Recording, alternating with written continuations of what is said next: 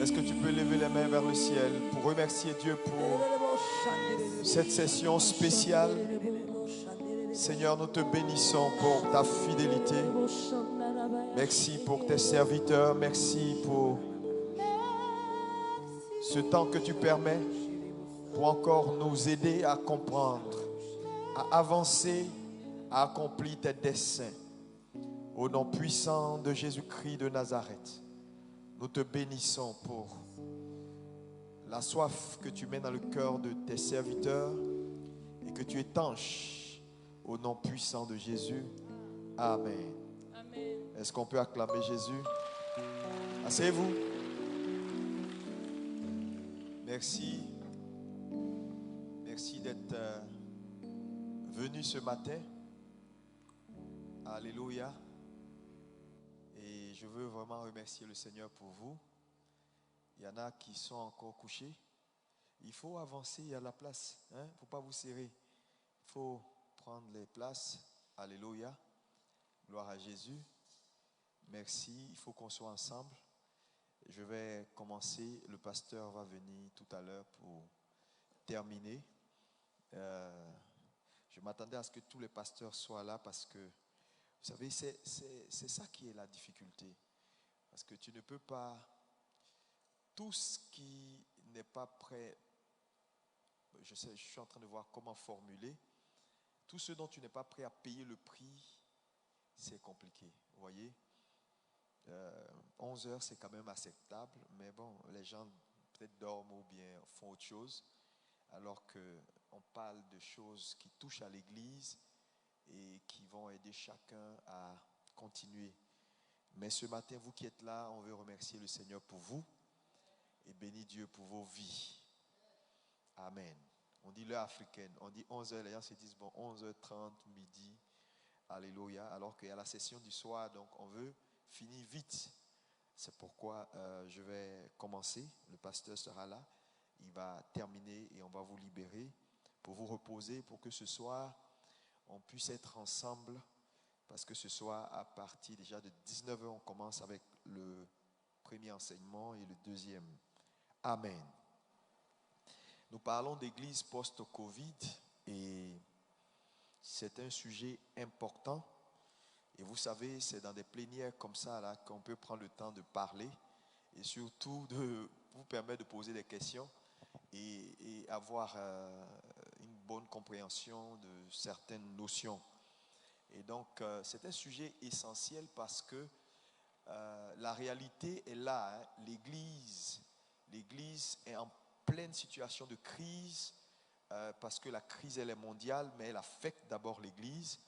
Et nous avons vu en 2020 comment l'Église a eu du mal à réagir parce que c'était inédit, c'était pas habituel. Donc les pasteurs ont paniqué, ils ne savaient pas, on ouvre les églises, on n'ouvre pas les églises, c'est fermé. Et même les leaders, certains leaders sont venus à la télévision et on dit, écoutez, fermez les églises, même si on nous donne 50, ce n'est pas la peine, parce que même les 50 là, on ne sait pas comment, parce qu'en fait, quand une église n'est pas préparée à une situation de crise, elle panique. Alléluia, et elle n'a pas les solutions. Et nous avons vu vraiment beaucoup de cacophonie, je dis bien cacophonie. À un moment donné, Dieu était obligé on était obligé de parler avec beaucoup de leaders pour leur dire voilà l'attitude à adopter, voilà ce qu'il faut faire, voilà ce qu'il faut faire. Et c'est pourquoi avoir un temps comme celui-ci pour réfléchir ensemble, pour planifier, c'est vraiment, vraiment, vraiment essentiel. S'il vous plaît, les retardataires, je veux personne devant pour nous distraire.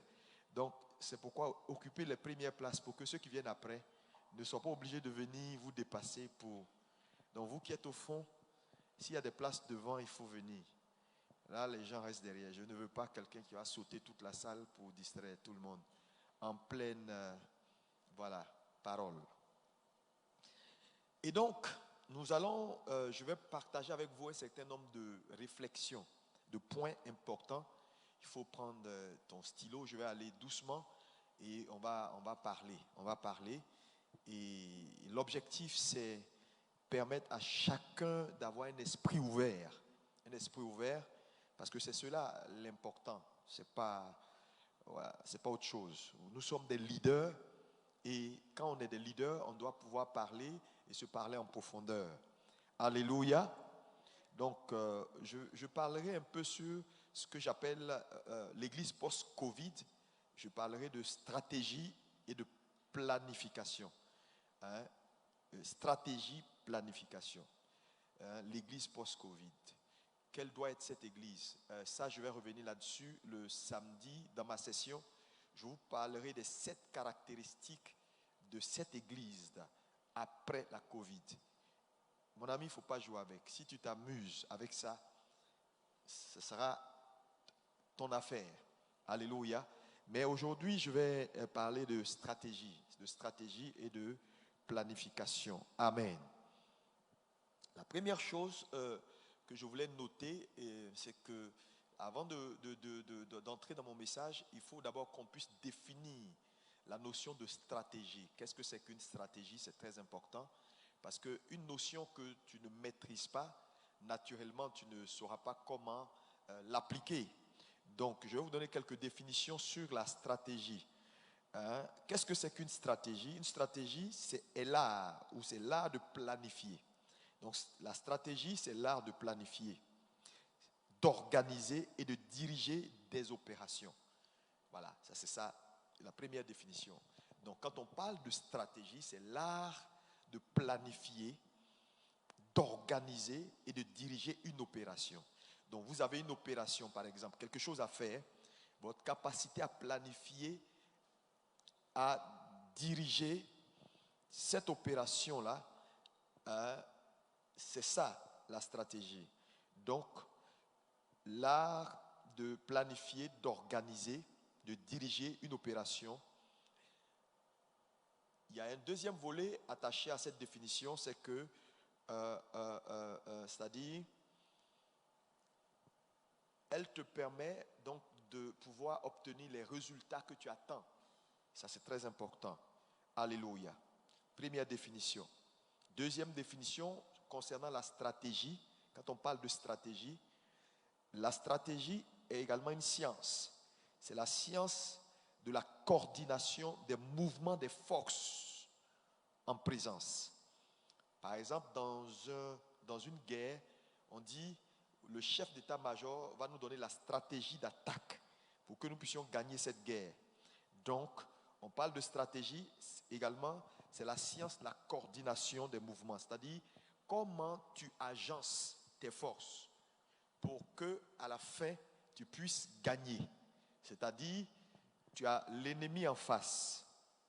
Toi, tu es ici. Tu as étudié l'ennemi, maintenant tu dis, bon, moi j'ai 1, 2, 3, 4. Mais comment je les mets ensemble? Comment je les mets en mouvement pour que je puisse gagner? Même si je suis minoritaire. Vous comprenez? Donc la stratégie a pour objectif de t'amener à avoir des victoires sans être forcément le plus fort. Ça va? Parce que vous allez faire face à des combats, vous n'aurez pas la force plus que peut-être l'ennemi. Vous ne serez pas le plus fort dans la circonstance. Mais si vous êtes un stratège, vous gagnez.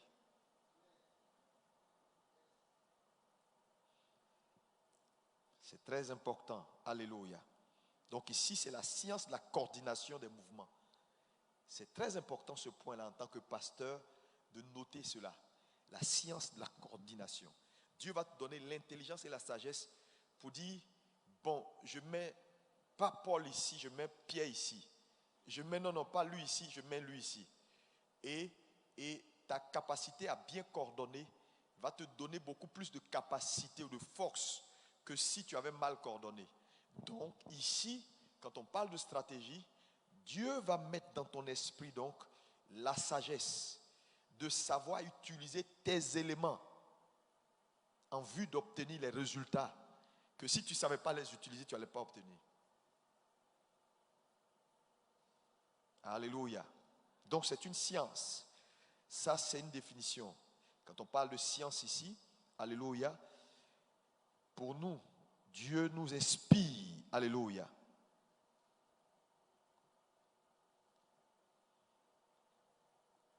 Ça va? Je peux continuer?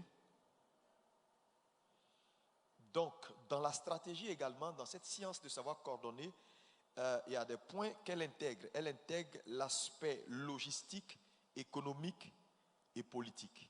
Ça veut dire quoi?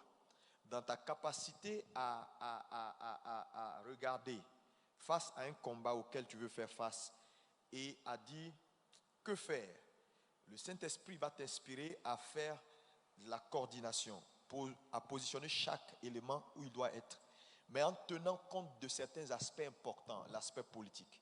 Ça veut dire, le pasteur a parlé de ça hier, tu dois avoir les yeux sur Dieu, mais également verticalement sur tes circonstances. Parce que en fonction de tes circonstances, vous savez, beaucoup de chrétiens échouent, non pas parce que Dieu n'a pas de capacité, mais parce qu'ils mettent tout sur Dieu. On ne met pas tout sur Dieu. On ne met pas tout sur Dieu.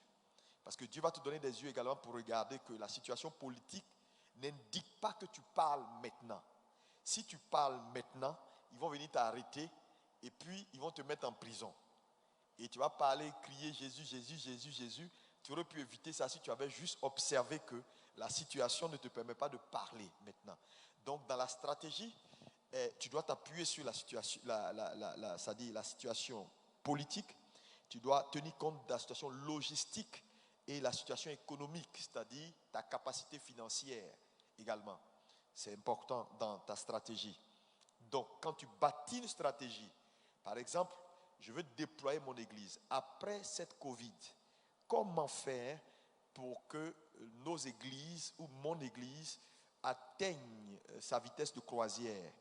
Alors, Dieu va t'inspirer pour te dire, fais un changement dans l'église. Tel qui était la responsable ou le responsable de l'évangélisation ne peut plus être le responsable. Mais ce jeune homme qui vient d'arriver, parce qu'il a beaucoup plus d'ouverture dans son esprit, ou bien mets celle-là maintenant en adjoint, pas celui-là, mais. Donc, Dieu va t'aider à faire ce qu'on appelle la coordination des forces en présence. L'objectif de la coordination des forces, c'est qu'elle te donne d'avoir de la force ou de la capacité, d'augmenter ta capacité. Parce que je veux te dire, dans une même équipe où tu as échoué hier, avec la même équipe, tu peux gagner demain si tu sais faire un changement de position.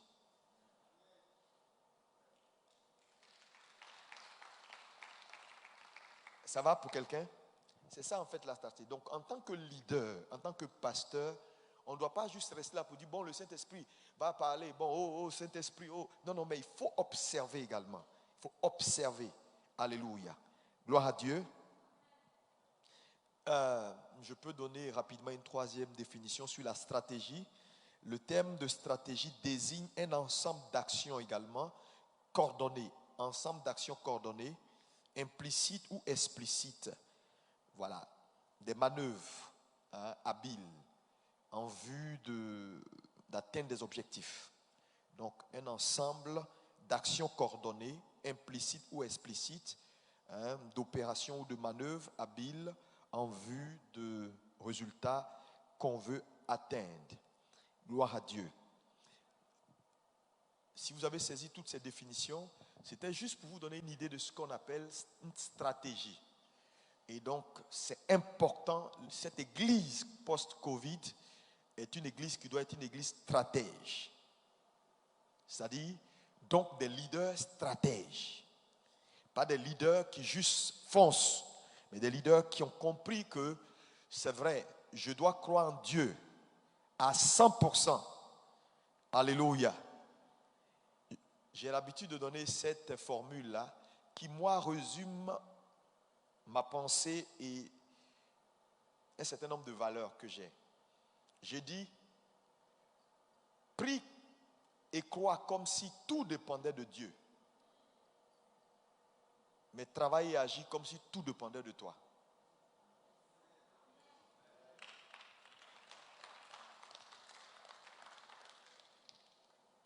C'est important. Ça, c'est-à-dire que c'est ma vision que j'ai traduite en points. C'est-à-dire, tu fais 100% confiance en Dieu. Prie, crois. Mais en même temps, agis, travaille. Comme si tout dépendait de toi, que Dieu n'avait rien à voir dedans. Ça veut dire ce qui est dans ta possibilité. Fais-le et fais-le bien. avec tes forces. Donc cette église post-Covid doit être une église qui a la compréhension de la stratégie.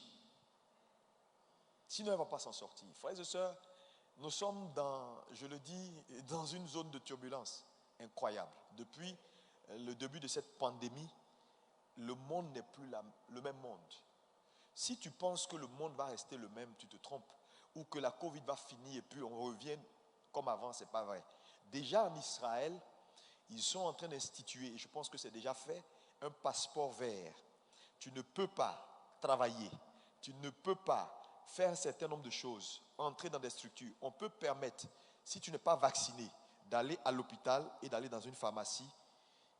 Et je crois, il y a un troisième, je ne sais pas c'est quoi, mais travail, théâtre, les lieux publics, tu ne peux pas entrer sans ton passeport vert. Les Européens sont en train d'adopter également cela.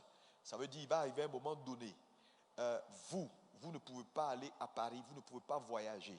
Dans tous les cas de figure, si ça prend la France, ça prend l'Europe, ça va venir ici. Ça veut dire que tu ne peux pas voyager si tu n'as pas un passeport vert. Tu ne pourras pas monter dans un avion. Le passeport vert, c'est un passeport qui va montrer que tu as été vacciné. Tu as fait tous tes vaccins de la Covid. Donc ce n'est pas une affaire de « au nom de Jésus, je ne veux pas ». Ce n'est pas ça. Qu'est-ce que fait l'Église? On fait quoi? On dit quoi à nos membres qui vont nous poser des questions? Ils vont au vaccin, ils ne vont pas au vaccin. Ils sont exclus des affaires de ce monde. On fait quoi? Alors que ces vaccins qui sont là en général sur le marché sont des vaccins à ARN messager. Ça veut dire quoi? Qui introduisent dans le corps humain des nanoparticules qui peuvent influencer l'ADN. Mais à quelle proportion? Nous, on ne sait pas. Donc, toute cette médiatisation sur la Covid, c'est en vue de dire aux gens, allez au vaccin. Vous n'avez pas de choix. Dans tous les cas, il n'y a pas de choix. Il n'y a pas de choix. Il n'y a pas de choix. Il n'y a pas de choix. Je dis, il n'y a pas quelqu'un qui va échapper au vaccin. Maintenant, nous, on fait quoi? Quelles sont les promesses, les éléments bibliques que nous, en tant que croyants, hommes de Dieu, nous pouvons utiliser pour éventuellement protéger cette race que nous sommes, dont Dieu a besoin pour les temps de la fin? La Bible dit par exemple qu'ils boiront des breuvages mortels et cela ne leur fera aucun mal.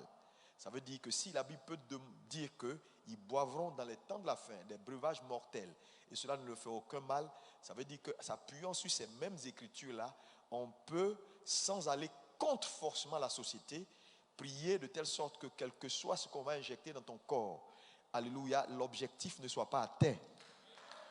C'est possible. Mais oui. Parce que si tu peux croire cette parole-là, si tu ne crois pas autre chose, c'est que tu ne crois pas la Bible. Alléluia. Donc, cette église doit être une église qui comprend certaines choses. Alléluia. Est-ce que c'est bon? Donc, parce que, vous savez, nous servons un Dieu de stratégie. Et le Dieu que nous servons est un Dieu stratège. Et je vais vous donner quelques exemples importants. 2 Samuel 5, verset 17. Dans 2 Samuel 5, verset 17 jusqu'au verset 22, nous avons un fait de combat. Alléluia. David face aux Philistins. Je vais paraphraser pour que vous puissiez éventuellement, vous, parce que vous êtes des hommes de Dieu, vous connaissez ces passages. La première fois, donc, Dieu, mais on va lire quand même le premier point, 2 Samuel 5, verset 17. Est-ce que quelqu'un peut se lever pour me faire la lecture du point 17? Oui. 2 Samuel 5, verset 17. Oui.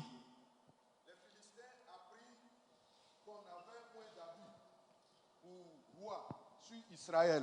Oui. Et ils montaient tous à sa recherche. Ils montèrent tous à sa recherche. David, qui en fut informé, descendit à la forteresse. Oui. Les Philistins arrivèrent et se répandirent dans la vallée de Réphaïm. Oui. David consulta l'Éternel en disant, monterai-je contre les Philistins. Les livreras-tu entre mes mains? Et l'Éternel dit à David, monte, car je livrerai les Philistins entre tes mains. Donc l'Éternel dit à David, monte, car je livrerai les Philistins entre tes mains. Et vous connaissez la suite de l'histoire. David va faire quoi? Va gagner la bataille contre les Philistins. Alléluia. Maintenant, plus tard, vous pouvez vous asseoir, que Dieu vous bénisse. Plus tard, les mêmes Philistins vont revenir à la charge, n'est-ce pas? Ils vont revenir à la charge et David va encore aller de nouveau vers le Seigneur. Alléluia. Et David va consulter l'Éternel de nouveau pour dire, mais cette fois-ci, Seigneur, je fais quoi? Les mêmes Philistins que j'ai bâtis dans la vallée d'Éphraïm sont revenus vers moi. On fait quoi? Et cette fois-ci, Dieu va lui dire, cette fois-ci, ne monte pas vers eux, mais tu vas contourner la montagne et tu vas attendre parce que j'ai des instructions à te donner. Donc vous comprenez ici que par ce texte, nous voyons que le Dieu que nous servons est un Dieu de stratégie. Parce que voilà David, son serviteur, face à des ennemis. Il consulte l'Éternel. Dieu lui dit, fonce, tu vas les vaincre. Donc Dieu lui dit ce qu'il a à faire. Dans la même vallée, avec les mêmes Philistins, David interroge encore Dieu. Dieu lui dit, cette fois-ci, c'est vrai, les conditions sont pareilles. Ce sont les mêmes Philistins, c'est la même vallée, mais tu ne vas pas partir en face. Tu vas contourner et tu vas attendre. J'ai des choses à te dire. Et qu'est-ce que Dieu lui dit? Attends, je te ferai entendre un bruit. Mais comment tu peux dire à David, je te ferai entendre un bruit sur un champ de bataille où il y a du bruit? Ça veut dire qu'il y a bruit et puis il y a bruit. Alléluia. Tu dois pouvoir entendre le bruit dans le bruit. Donc, Dieu est un Dieu de stratégie. Et tout leader qui ne grandit pas pour arriver à un niveau où il peut saisir que Dieu est un Dieu de stratégie. Parce que vous voyez là, il donne à David une nouvelle stratégie pour lui dire, tu as fait comme ça pour la première fois, mais si tu vas comme ça pour la deuxième fois, tu vas perdre. Mais encore une fois, un point important à souligner, c'est le fait que David comprend que ce n'est pas parce que tu as gagné une bataille avec une stratégie qu'elle demeure la stratégie universelle. Donc pour le même combat, dans la même vallée, avec les mêmes Philistins, David prend le soin de consulter de nouveau l'Éternel. Ça veut dire c'est important. Ça dit, on ne dit pas, non, la dernière fois on a fait comme ça, on a jeûné 3 jours, après on a fait une offrande, et puis bon, les choses se sont bien passées. Donc comme la situation est pareille, on va encore jeûner 3 jours, et on va faire une offrande. Mon ami, c'est pour chaque situation sa solution, même si elles sont pareilles.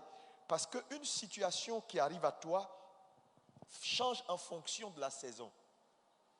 Donc en fonction de la saison, peut nécessiter une réponse qui est différente de la première réponse que tu as eue dans l'autre saison. Mais malheureusement, les hommes de Dieu aujourd'hui, ils ont des solutions braquées. Tu vois, non? Quand ça ne va pas, c'est 3 jours de jeûne et prière. Quand ça ne va pas, c'est allons sur la montagne. Il est habitué à ça.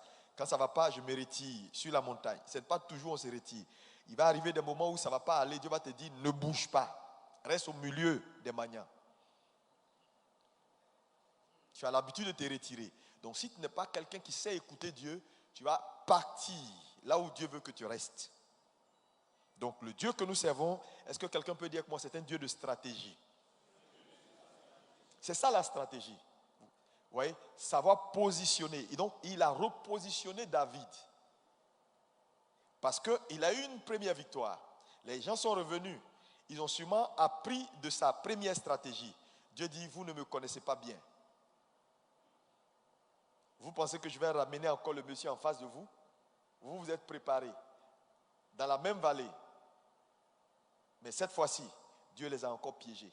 C'est pourquoi, en tant que croyant, en tant que pasteur, vous devez au quotidien travailler pour que Dieu ouvre votre esprit à sa voix. Sinon, ça va être compliqué dans le ministère. Et c'est ce qui fait que beaucoup de gens ont l'impression que, ceux-là, ils font comment? Parce qu'ils viennent dans des coins, je vois des gens qui s'interrogent. Vous êtes sûr qu'à Abidjan, ici, on est tous ici. Comment les gens là, ils font et puis ils construisent des choses, ils font des trucs. Comment Dieu, est-ce que ça ne laisse pas quelqu'un qui l'aide dans la... Donc tu vois, le monsieur, ça tourne dans sa tête. Il ne sait pas. Il cherche à justifier la raison du succès des gens par peut-être que quelqu'un lui donne l'argent, peut-être que bon, on ne sait pas. Est-ce que vraiment ça là même, Dieu est derrière à 100%?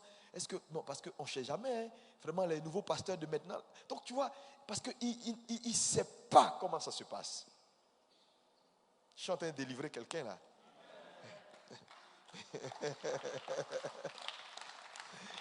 Alléluia.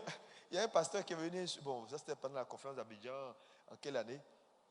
C'est plus tard il est venu me dire, pasteur, voilà. Il dit, la première fois que je suis entré dans votre église, je me suis assis derrière. Et puis j'ai dit, non, Amazou, il a touché quelque chose. Il a touché. On est tous à Abidjan ici. Comment lui, il peut s'élever comme ça, et puis un coup. Non, où il a eu l'argent? Donc il est là, il se pose des questions, il dit, non. Il s'est convaincu que, non, le type là, c'est pas, non, soit quelqu'un lui a donné de l'argent. Je dis, regarde, tu sais, l'obéissance à Dieu peut te faire des choses qui vont même toi-même te dépasser. Alléluia. Mes collaborateurs, mes filles sont là, on est ensemble il y a longtemps, ils me connaissent. Donc je veux dire que il faut croire en Dieu. Le Dieu que tu sais est un Dieu qui planifie. C'est un Dieu de stratégie. Dis stratégie. Alléluia. Ça c'est le premier exemple. Hein. Deuxième exemple. Pour te montrer que le Dieu que tu sais est un Dieu de stratégie. Alléluia. Toujours dans cette affaire de David, lis-moi 1 Samuel 13, verset 19. 1 Samuel 13, verset 19. 1 Samuel 13, verset 19. On ne trouvait point de forgeron dans tout le pays d'Israël, car les Philistins avaient dit, empêchons les Hébreux de fabriquer des épées ou des lances.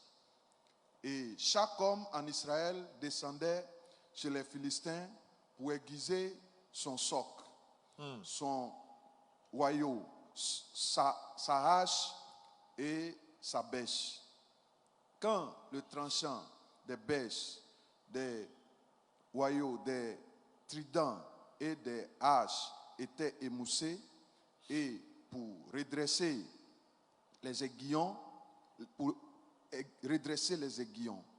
il arriva qu'au jour du combat, il ne se trouvait ni épée ni lance entre les mains de tout le peuple qui était avec Saül et Jonathan. Merci.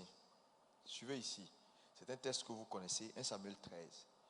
Ici, il s'agit donc des Philistins qui étaient des experts en technologie du fer. Donc, à un moment donné, les Philistins ont développé leur technologie. Ils étaient très forts dans tout ce qui est fer, fabrication de lances, d'épées, le travail du fer. En fait, c'était les experts. Et vous savez qu'en son temps, c'est-à-dire la force d'une armée, c'était bien sûr, était lié au fer. Parce qu'ils avaient des épées, des lances, il n'y avait pas de calache. Tout était armes fabriquées avec du fer.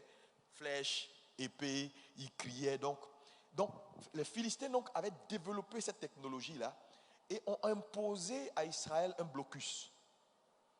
Ils ont dit, empêchons qu'Israël comprenne notre technologie et ait notre performance en termes de travail du fer. De telle sorte que, quels que soient les besoins d'Israël, qu'ils soient obligés de venir vers nous les Philistins, pour même pour aiguiser leurs propres couteaux, et leurs lances et leurs épées. Donc, vous voyez que Saül, qui était déjà roi, était limité parce que tu ne peux pas aller en guerre avec des gens qui t'ont donné les instruments. À la limite, ils vont te donner de faux instruments. Parce que c'est eux les fabricants.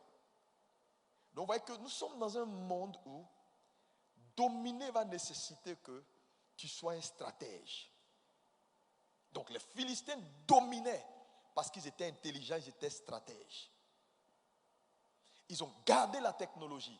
On ne donnera pas à Israël. Quand ils ont besoin de paix, on va fabriquer, on leur donne. Mais on ne leur montre pas comment. C'est pourquoi Coca-Cola domine le monde. Parce qu'il n'y a pas quelqu'un. Les gens ont essayé de faire les mocha, coca, cola, quoi. Ils n'ont jamais trouvé la recette de Coca-Cola. C'est une recette qui a été cachée depuis que le fondateur a trouvé jusqu'aujourd'hui. Il est le seul à pouvoir fabriquer Coca-Cola. Donc, partout dans les pays où vous voyez Coca-Cola, là, c'est un mélange. Le truc vient en poudre. Et puis les sociétés, là, ils mélangent. Mais eux-mêmes, là, ils ne savent pas qu'est-ce qui est dedans jusqu'aujourd'hui. Donc, dominer, c'est savoir garder sa technologie. Donc, les Philistins ont gardé les technologies dans les armements, dans tout ce qui est fer. Mais, Dieu, qui est un Dieu de stratégie, va faire quelque chose. Parce que c'est important que l'Église comprenne ces choses. Frère, c'est important. Hein? Est-ce que tu peux me dire Amen? Parce que vous savez, les changements vont venir. Il va y avoir des choses importantes qui vont s'imposer à l'Église. Le plus important, ce n'est pas les changements qui sont là ou les difficultés qu'on a en face, mais c'est comment anticiper. Anticiper, aller au-delà du changement. Et vous allez voir dans cette situation, Dieu va anticiper. Il va anticiper avec un homme qu'on appelle David. Plus tard, Dieu suscite David. Et quand Dieu suscite David, David est face à un Philistin. Et il y a une bataille. Et cette bataille était une bataille importante. Le Philistin qui était, donc, ils étaient spécialistes, lance, javelot et tout. Donc, il te donne une arme et lui vient contre toi. Mais Dieu, donc, va passer par David pour faire quoi? Pour anticiper les problèmes qui étaient imposés, ou le blocus qui était imposé à Israël. En faisant quoi? Au lieu que David donc aille en face du Philistin dans le combat avec des armes conventionnelles, Dieu donc pousse David à faire le choix d'une nouvelle technologie. Donc David ne va pas avec une lance, avec des épées, parce que c'est votre fabrication, il va avec des pierres.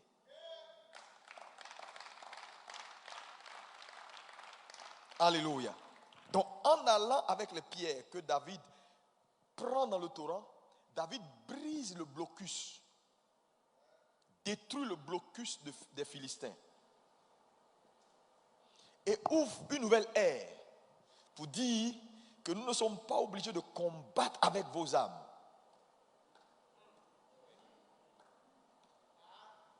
Yeah.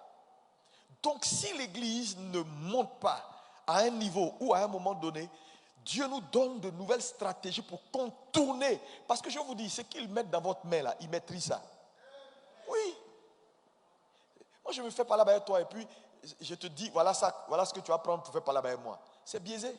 C'est pourquoi quand vous lisez le verset qui dit, dans Isaïe 54, il dit, toute âme forgée contre vous sera sans effet.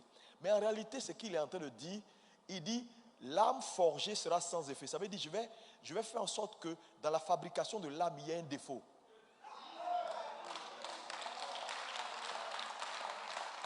C'est ce qu'il est en train de dire dans le verset. Il n'est pas en train de dire que l'âme va venir, ça ne va rien vous faire. Mais en réalité, Dieu va biaiser la fabrication de l'âme. Yeah. Donc c'est normal. Attends, je te donne l'épée.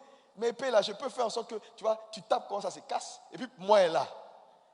Et puis quand pour toi est cassé, maintenant je te tue. Donc quand les gens mettent dans ta main l'instrument de ta défense, ils t'ont déjà vaincu. C'est pourquoi ici, donc Dieu par David, ça dit ouvre l'air du blocus. Donc l'église qui va donc dominer, cette église qui à un moment donné va se libérer. C'est pourquoi je disais pendant la Covid au pasteur, il ne comprenait pas. Il disait, tu exagères, pasteur, Facebook, Twitter, Instagram, les réseaux sociaux là, c'est vrai on utilise en ce moment. Mais ce n'est pas pour nous ils ont fait. Et tous ces gars qui sont à la tête là, c'est des francs-maçons, des Illuminati. Pour le moment, ils nous laissent utiliser ça parce que ça ne les dérange pas. Mais quand on va monter en puissance, ils vont bloquer nos messages. Parce qu'il n'y a personne qui crée la plateforme pour que son adversaire le batte. Donc, ne soyez pas ignorants pour croire que Mark Zuckerberg là, a créé Facebook pour que vous puissiez gagner des âmes. Ça ne l'intéresse pas. Donc, si vous bâtissez toute votre stratégie sur Facebook, direct, et s'il n'y a plus direct, si eux tous ils coupent leur réseau là, on fait comment? Parce que ça va arriver. Attendez, ils ont créé ça pour l'antichrist. Ils ont créé ça pour leurs affaires. Ce n'est pas pour vous. Donc si vous permettez d'utiliser là, ne mettez pas toute votre vie dessus. C'est ça.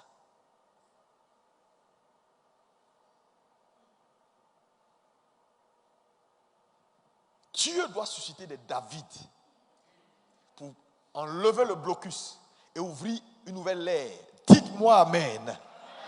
Oh, quelqu'un me dit Amen bien. Est-ce que ça va pour quelqu'un? Oui.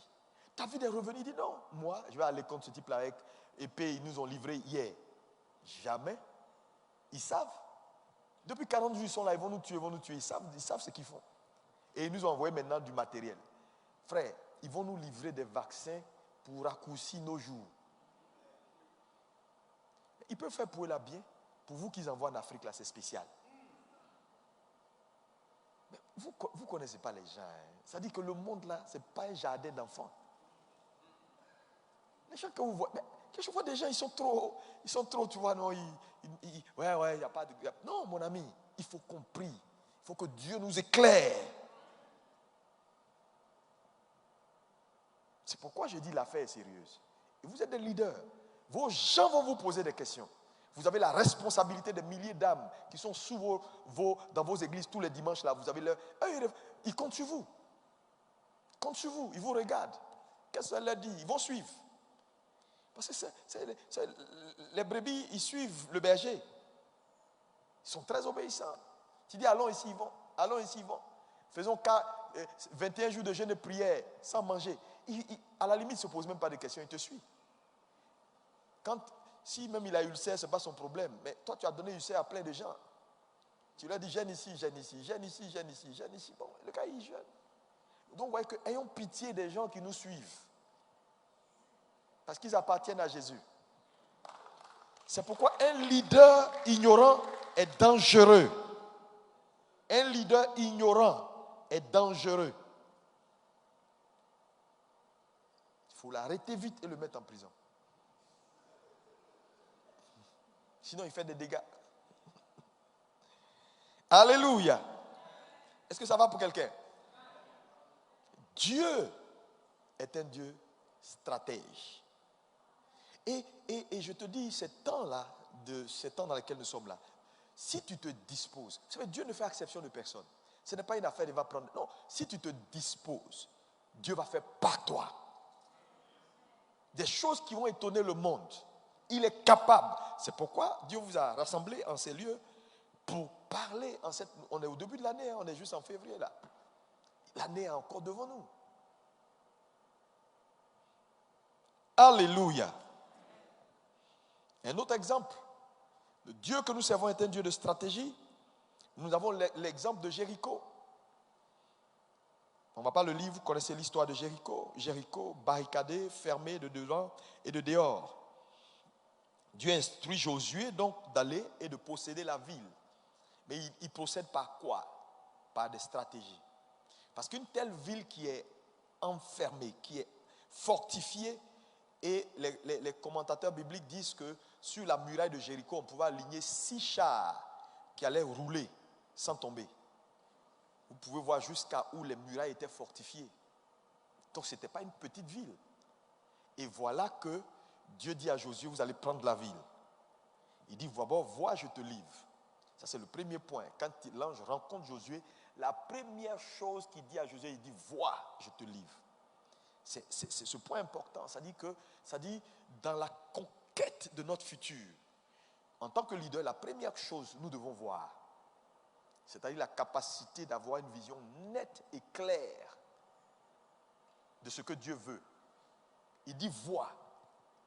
C'est-à-dire si tu n'as pas vu, ce que tu n'as pas vu, tu ne peux jamais la posséder. On voit avant de prendre. Est-ce que tu peux dire avec moi, on voit avant de prendre? Non, je te dis. Parce que la voix ici n'est pas une fonction des yeux, c'est une fonction de l'esprit. Dieu infuse dans ton esprit ce qu'il veut te donner avant que tu ne vois la chose. C'est-à-dire que tu la touches, tu l'expérimentes. Donc si tu n'es pas quelqu'un qui est ambitieux, de gens de séminaire, quoi, ça te dit, c'est pas ta place. Quand tu dis, pasteur, moi j'ai besoin d'offrandes, augmenter mes offrandes, parce que c'est chaud où je suis. Bon, si c'est ça là qui est ton ambition, Dieu peut te donner. Il dit, vois.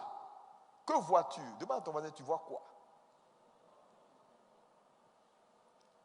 Donc, ça veut dire que tu peux mettre plus de temps à t'asseoir pour chercher d'abord à percevoir ce que Dieu veut mettre dans ton esprit. Il dit, vois, je te livre la ville, son roi, ses vaillants soldats. Donc, il fait un point d'abord à Josué pour dire, et quand Josué a vu, c'était fini. Il lui donne maintenant la stratégie. Ça veut dire que la stratégie vient également après avoir vu. Parce que tu bâtis ta stratégie sur quoi?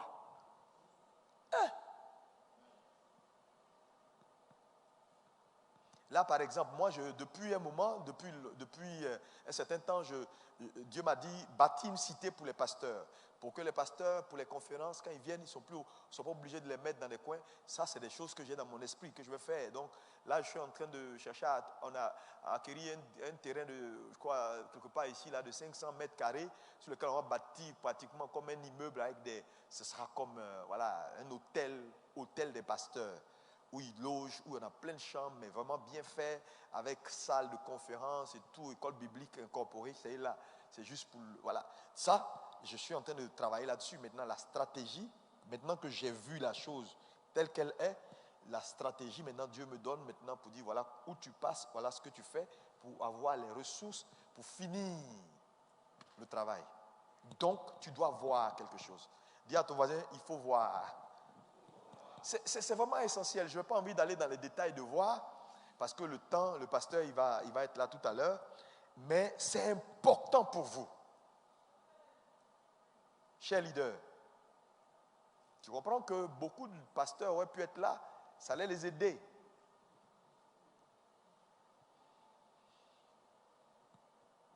Alléluia. Maintenant, quand il donne à Josué la stratégie, qu'est-ce qu'il dit? Il dit, mais quand vous regardez la stratégie que Dieu adopte, c'est une stratégie extraordinaire. Alléluia. Vous allez voir que Dieu donne des instructions à Josué, mais je n'ai pas le temps de lire. Je vais juste paraphraser certains points. Mais il leur dit, vous allez faire le tour de la ville.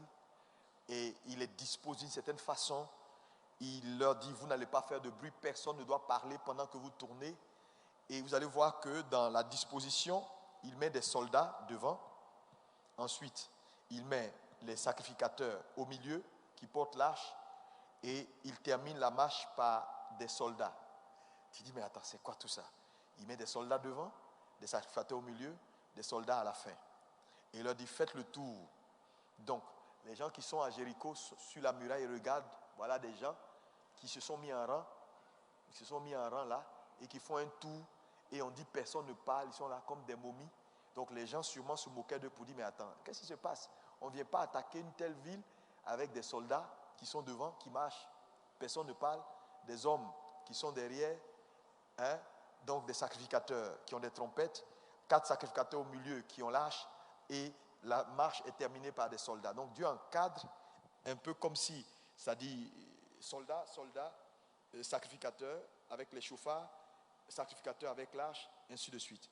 Mais quand vous regardez la composition de ce que Dieu met en place comme élément, on se rend compte que Dieu avait un objectif dans la stratégie de la bataille de Jéricho. L'objectif majeur de Dieu, c'était de privilégier ce qu'on appelle la bataille spirituelle. Parce que l'arche au milieu, c'est la présence de Dieu. Donc, la présence de Dieu dans la procession qui devait se faire était la preuve que Dieu privilégiait ici, parce que les soldats qui mettent devant et derrière, ils n'en parlent pas vraiment. Mais ce sur quoi il va mettre l'accent sur ceux qui ont les chauffards, les trompettes, le symbole de l'adoration, et 2, ceux qui portent l'arche, ceux qui portent la présence de Dieu, la puissance de Dieu au milieu de son peuple. C'est sur ça qu'il met l'accent. il ne fait pas cas, les soldats sont cités, mais on ne fait pas cas de leurs armes et de ce qu'ils vont faire avec. Donc, il privilégie ici le spirituel avant le naturel. Ça également, c'est important dans la stratégie. L'importance pour les leaders que nous sommes de privilégier les choses spirituelles. Parce que le spirituel d'abord et le naturel ensuite. C'est dommage, vous savez que mon livre, il est sorti, mon livre là, sur la réalité du monde des esprits, mais il y a quelques petits éléments, donc je veux réimprimer, je veux aller faire ça au Canada, parce que compte tenu de la situation, comme il fallait faire rapidement pour la conférence, on l'a fait ici, mais les gens, pas dans le niveau de qualité que je veux. Sinon, il a de la qualité. Demandez à la secrétaire de m'envoyer une copie. On acclame pour son serviteur.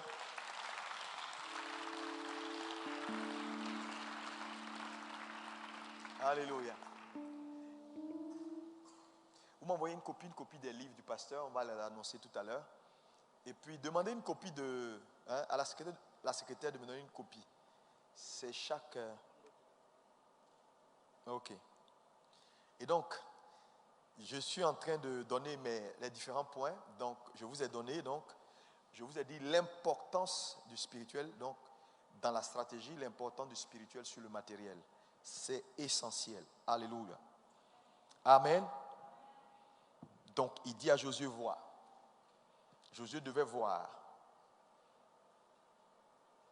Je n'ai pas le temps d'aller dans les détails. Je vais aller rapidement pour terminer ma session, pour permettre au pasteur de prendre la place. Alléluia. Alléluia. Donc, c'est important. L'église post-Covid doit être une église stratège. Directement stratège. On a défini la stratégie. Qu'est-ce que c'est qu'une stratégie? Et je suis en train de vous dire que le Dieu que nous servons est un Dieu de stratégie. Maintenant, je poursuis rapidement avec un autre point essentiel. Vous savez, lorsque Dieu appelle Abraham pour lui dire va, l'objectif de Dieu c'était qu'Abraham bâtisse une ville.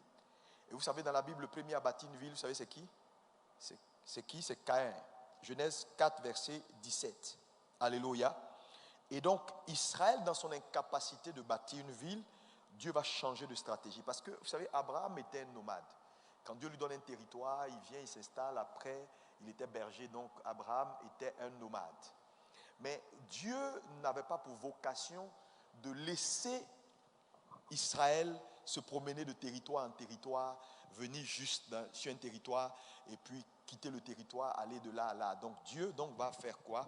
Plus tard, parmi les 12 fils de Jacob, il y a une dame qu'on ne cite pas souvent, parce que Jacob a eu 13 fils, 13 enfants, dont une fille. Donc parmi les 12, il y a Joseph que Dieu va envoyer, en Égypte pour précéder. Je vous donne juste la pensée que je vais ressortir. Joseph va en Égypte, mais l'objectif que Dieu avait en amenant Joseph en Égypte, c'était quoi? C'était pour que Joseph se frotte à la puissance mondiale d'alors qui avait la compréhension, la stratégie et la technologie. Parce que voilà, toutes ces années, Dieu appelle Abraham, mais Abraham est un nomade. Vous comprenez? Et l'objectif de Dieu, ce n'est pas que son peuple puisse rester comme ça, mais que son peuple ait du concret et puisse établir des territoires. Donc, en envoyant Joseph pour précéder le peuple en Égypte, c'était pour que Joseph apprenne, que Joseph grandisse dans une technologie qui était une technologie d'alors, l'une des meilleures. Joseph donc arrive en Égypte, il grandit, il apprend, parce que c'est dans la maison de Pharaon qu'il grandit.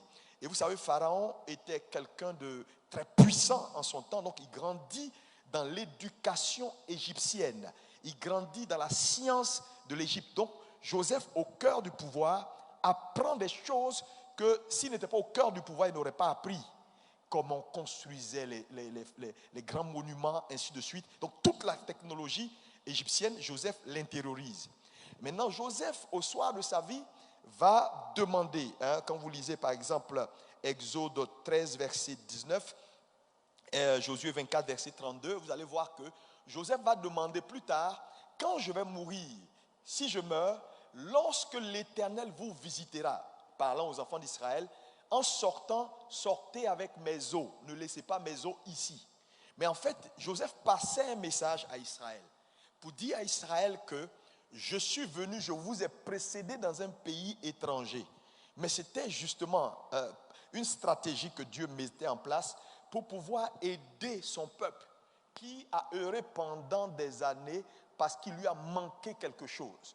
Donc Dieu envoie donc Joseph pour précéder le peuple, pour lui donner ce qui lui a manqué. Donc Joseph apprend, il dit ne laissez pas mes os. Et plus tard, lis-moi rapidement donc Josué 24 verset 32. Alléluia, vous allez voir que Dieu donc, lis-moi ça rapidement, ou Exode 13 verset 19. Oui, vas-y. Josué 24, oui, verset 32. Oui. Les os de Joseph que les enfants d'Israël avaient rapportés d'Égypte furent enterrés à Sichem, dans la portion du champ que Jacob avait acheté des fils de Hamor, père de Sichem. Amen. Donc, en sortant, puisque Joseph avait déjà prophétisé pour leur dire, Dieu vous visitera.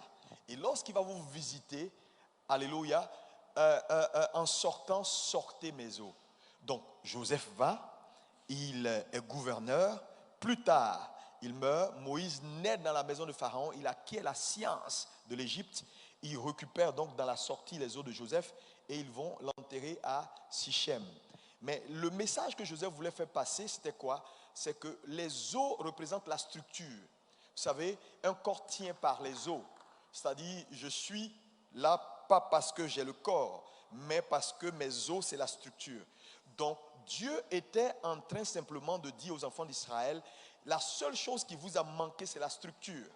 Je suis avec vous. J'ai appelé votre père Abraham, mais il a passé tout son temps à se balader là, parce qu'il n'a jamais, il a eu des territoires. Mais vous savez, un territoire n'est pas une nation. On peut avoir un territoire sans avoir une nation. Une nation, c'est la capacité d'appliquer les lois de Dieu sur le territoire pour administrer la vie des hommes. Et c'est ce qui manquait à Israël. Vous comprenez?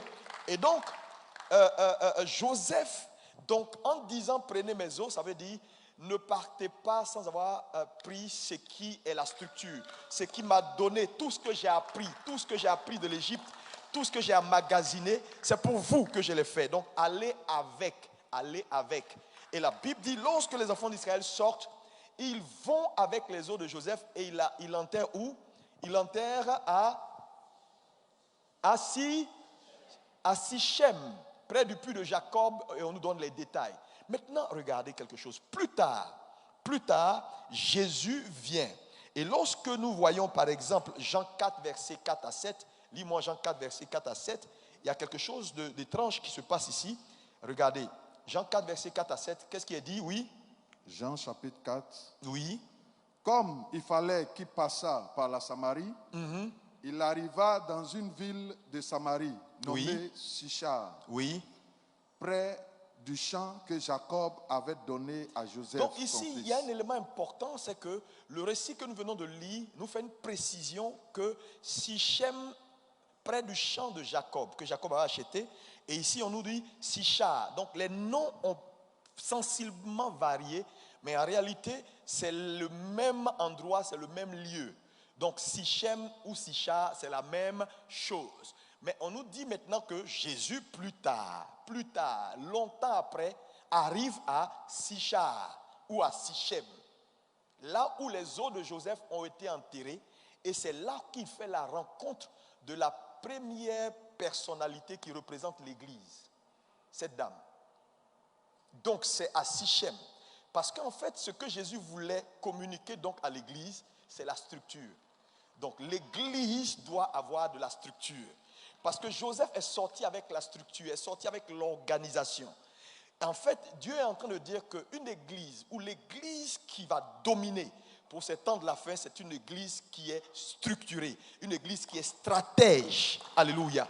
Donc quand il fait la rencontre de cette femme, qui est le symbole de l'église, alléluia, parce qu'elle n'est pas juive, alléluia, mais elle est la première personne que Jésus rencontre. et que Jésus envoie, un peu comme l'église aujourd'hui, alléluia, il lui dit quoi? Et puis c'est une femme, et l'église est symbolisée par la femme, comme l'épouse. Et donc, il dit à ce champ, ou à cet endroit, il y a des années passées, les os ou la structure, ce que Joseph a appris a été enterré ici, et c'est ici que je fais ma rencontre avec l'église pour donner un message à l'église. Alléluia. Donc, cette église post-Covid doit être une église organisée, une église stratège. Est-ce que quelqu'un peut me dire amen? Oh, dis-moi un amen mieux que ça.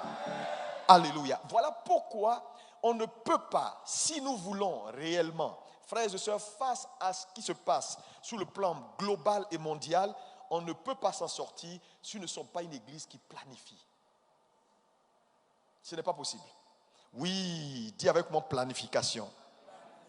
C'est important. La planification, elle est essentielle.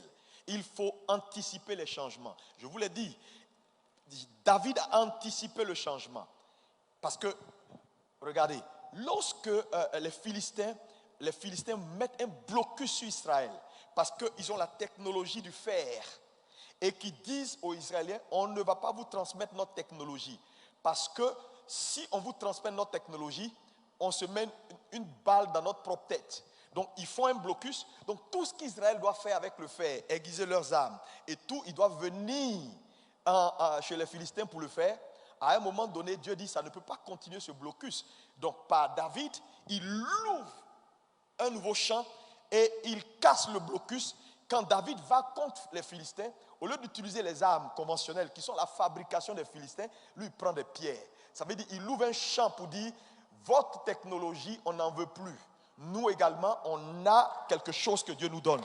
Donc, la victoire de l'Église va venir de sa capacité, frères et sœurs, à un moment donné, à ouvrir son esprit sur de nouvelles réalités. Donc, je l'ai dit, vous savez, et ça, c'est un point important que tout pasteur doit comprendre. Les réseaux sociaux que vous voyez là, Facebook, Instagram, ces gens-là, c'est vrai, on utilise aujourd'hui ces choses-là pour faire l'évangile. Mais ils n'ont pas créé ça pour nous.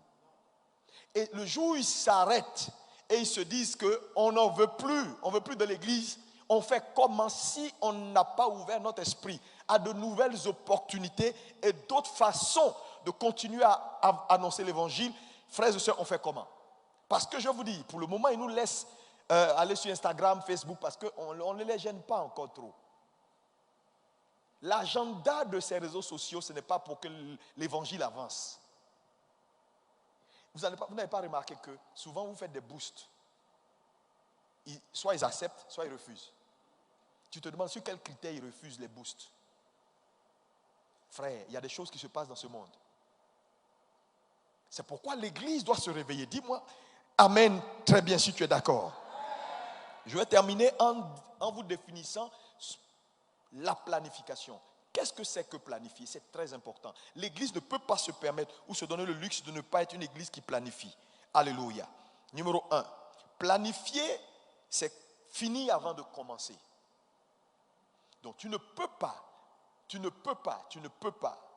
être une église qui ne finit avant de commencer.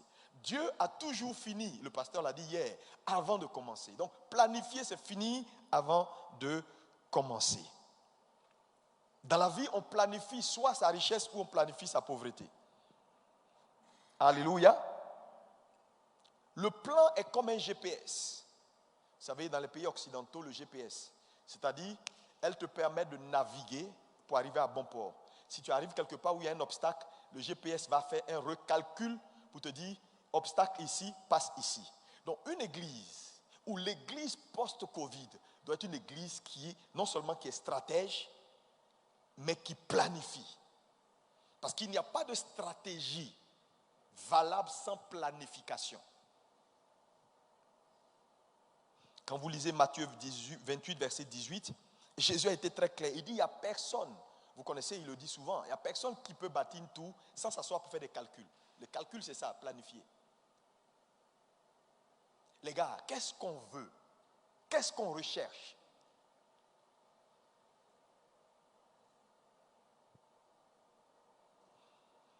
Et j'ai compris une chose importante dans la vie, c'est que les hommes échouent parce qu'ils refusent ou parce qu'ils ne choisissent pas le genre de vie qu'ils veulent vivre. Parce que ce que tu ne choisis pas, la vie t'impose. La nature aurait du vide. Quel genre d'église tu veux? Quel genre de ministère tu veux? Où veux-tu aller les 10 prochaines années? D'ici 2050, comment te projettes-tu? Qu'est-ce que tu bâtis? Une église alimentaire pour payer ton loyer, pour manger, ou une église générationnelle? Que veux-tu? Parce que il y a plusieurs types d'églises, plusieurs types de leaders. Les leaders alimentaires, c'est ceux qui bâtissent l'église et qui cherchent à voir clair pour attirer de la foule. Donc on a des multiples. Les prophètes se multiplient parce que, bon, en force de dire, tu as porté un slip jaune, tu as porté un caleçon blanc. Bon, vous savez, je n'ai rien contre la prophétie. Je crois dans la prophétie. Mais je crois que la prophétie, c'est l'écho de la voix de Dieu. Et la parole de Dieu, c'est la voix de Dieu. Parce que dans la prophétie, on peut nous dire, par exemple, retiens ce qui est bon. Et rejette ce qui n'est pas bon. Ça veut dire que la prophétie, elle n'est pas à 100% parfaite. Si on peut te demander d'examiner toutes choses et de retenir ce qui est bon. Mais on ne te dira jamais dans la Bible d'examiner toutes choses et de retenir ce qui est bon. Donc la parole de Dieu, elle est sûre. Bien que c'est important d'avoir un ministère prophétique. Mais je suis pour un ministère prophétique équilibré. Parce qu'un prophète qui n'est pas équilibré et qui n'a pas une base scripturelle importante, il met le peuple dans le décor. Oui, c'est très dangereux, c'est très dangereux. Alléluia. Et vous savez, bon, ce n'est pas mon sujet, mais vous êtes des hommes de Dieu, travaillez. Et dans ma session de demain, je parlais sur les 7 caractéristiques de l'église post-Covid. Il y a un point important que je vais développer dans les 7 caractéristiques, c'est le fait que cette église doit privilégier également le caractère au détriment de l'onction. Parce que l'onction ne t'appartient pas, c'est ton caractère qui t'appartient. C'est pourquoi Jésus pouvait dire aux gens, il dit, j'ai chassé des démons. Il dit, oui, je suis sûr que tu l'as chassé. Mais toi, je ne te connais pas. Ce que tu as fait, c'est moi qui l'ai fait. Ça, c'est l'onction. Ce n'est pas ta propriété. Elle peut faire des choses. Mais toi, ce qui est ta propriété, c'est ce que tu bâtis en toi. C'est ton caractère. C'est ce qui reste. Donc, c'est important pour cette église post-Covid.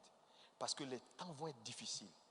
Et le pasteur a dit quelque chose hier qui m'a touché. Il a dit, je ne sais pas comment il a formulé, mais il a dit, quand Dieu fait grandir quelque chose, Dieu ne multiplie pas la chose, Dieu fait croître la chose. La croissance qui donne de la maturité. Et j'ai l'habitude de dire que la beauté est dans la maturité.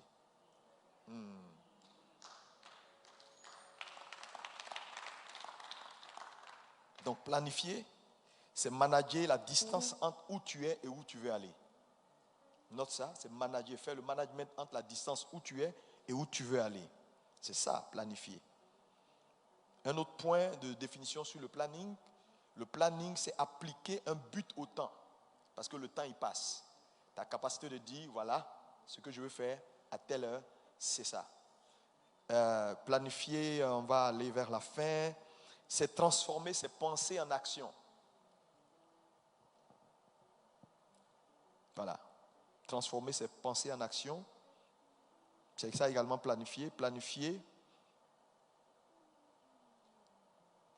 Et ce point important, planifier, c'est faire la capture de l'invisible et la rendre physique. Ça veut dire quoi? Il y a ce que Dieu met dans ton esprit. Donc planifier, c'est faire la capture de ce qui est invisible et la mettre sur papier. On peut la voir. C'est pourquoi quand tu vas en banque, tu veux faire par exemple, tu veux un crédit bancaire, on te dit donne-moi un business plan. Le business plan, ce que tu es en train de dire là, c'est intéressant, mais nous on veut voir ça sur papier. Parce que ça c'est virtuel, ce que tu dis est virtuel. Maintenant, comment prendre le virtuel et le mettre maintenant matériel? C'est ça le plan. Parce que c'est avec ton plan que je peux être sûr que voilà où il va arriver. Donc le plan a la capacité de motiver. Donc quand la banque décide de te donner de l'argent, c'est parce que ton plan les intéresse, c'est un bon plan. Donc il est aussi important pour l'Église de motiver Dieu. Parce que tu veux que Dieu te bénisse sur quoi?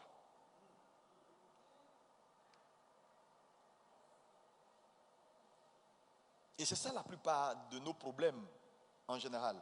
On veut que Dieu nous bénisse, mais bon, On dit, ah Seigneur, je ferai des grandes choses, je ferai. Non, il faut avoir un plan cohérent. C'est pourquoi vous êtes là, frères et sœurs, cette église post-Covid ne sera pas la même église. Parce que numéro 1, les vaccins vont se faire, que vous le voulez ou pas. Les nations, vous savez, ils vont imposer aux nations les vaccins. Les vaccins qui viendront en Afrique, je ne sais pas si ce sera la même qualité que ceux qui seront de l'autre côté, mais ils seront imposés. Maintenant, nous, on fait quoi en tant que leader? Qu'est-ce qu'on dit à nos peuples? N'allez pas où aller. L'église n'est pas une institution de rebelles.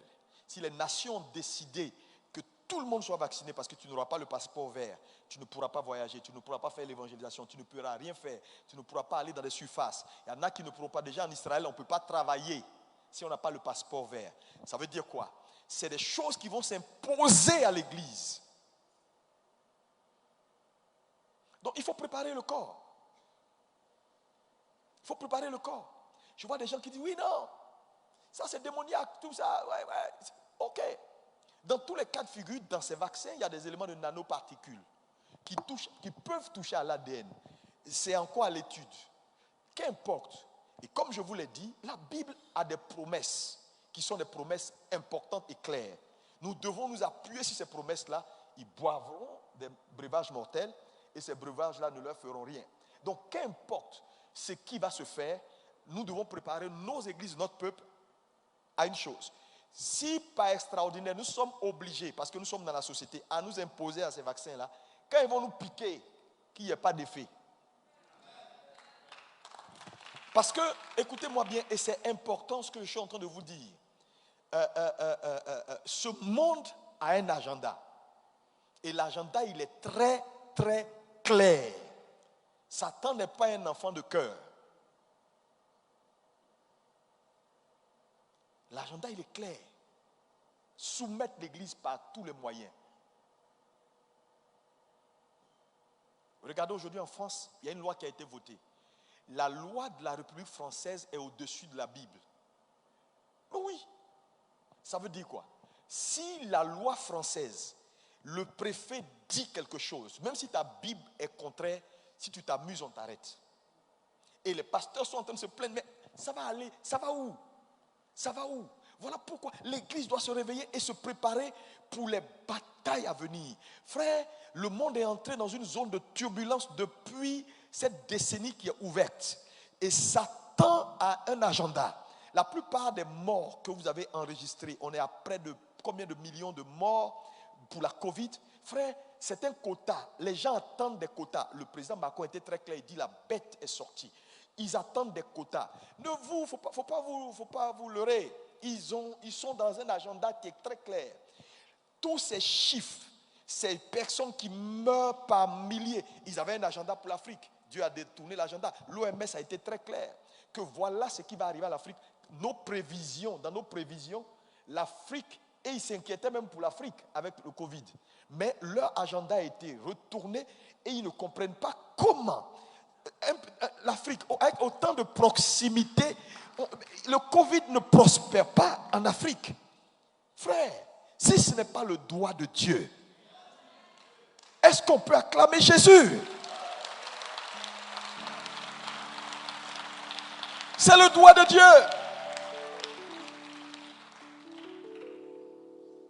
Mais ce qu'il faut dire à l'église aujourd'hui, c'est que l'église doit se préparer. Nous devons être prêts pour des temps difficiles. Mais c'est pourquoi de tels moments pour nous équiper et à nous préparer. Frère, je vous assure, les temps vont être difficiles. Mais on a vécu ici en Côte d'Ivoire, en 2020. Les policiers venaient dans les églises, fermaient les églises.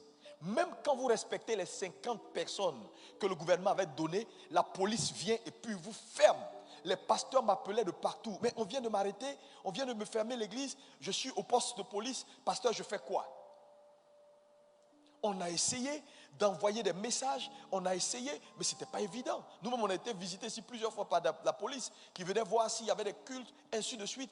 Frère, voilà la vérité. La loi était là. On dit 50 personnes, mais là on dit non, on ne veut plus de 50.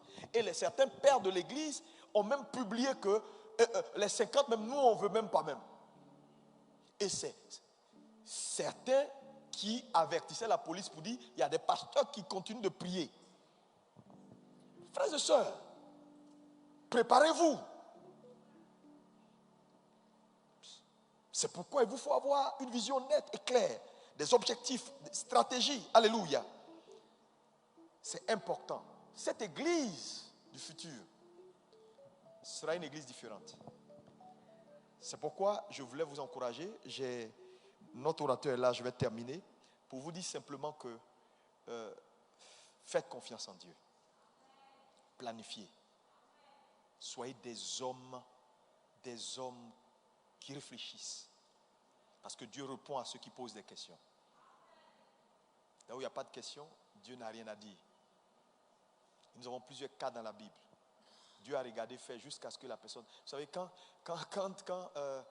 Daniel a prié, et puis l'ange démoniaque a bloqué sa prière, le prince de Perse a bloqué la prière dans les airs.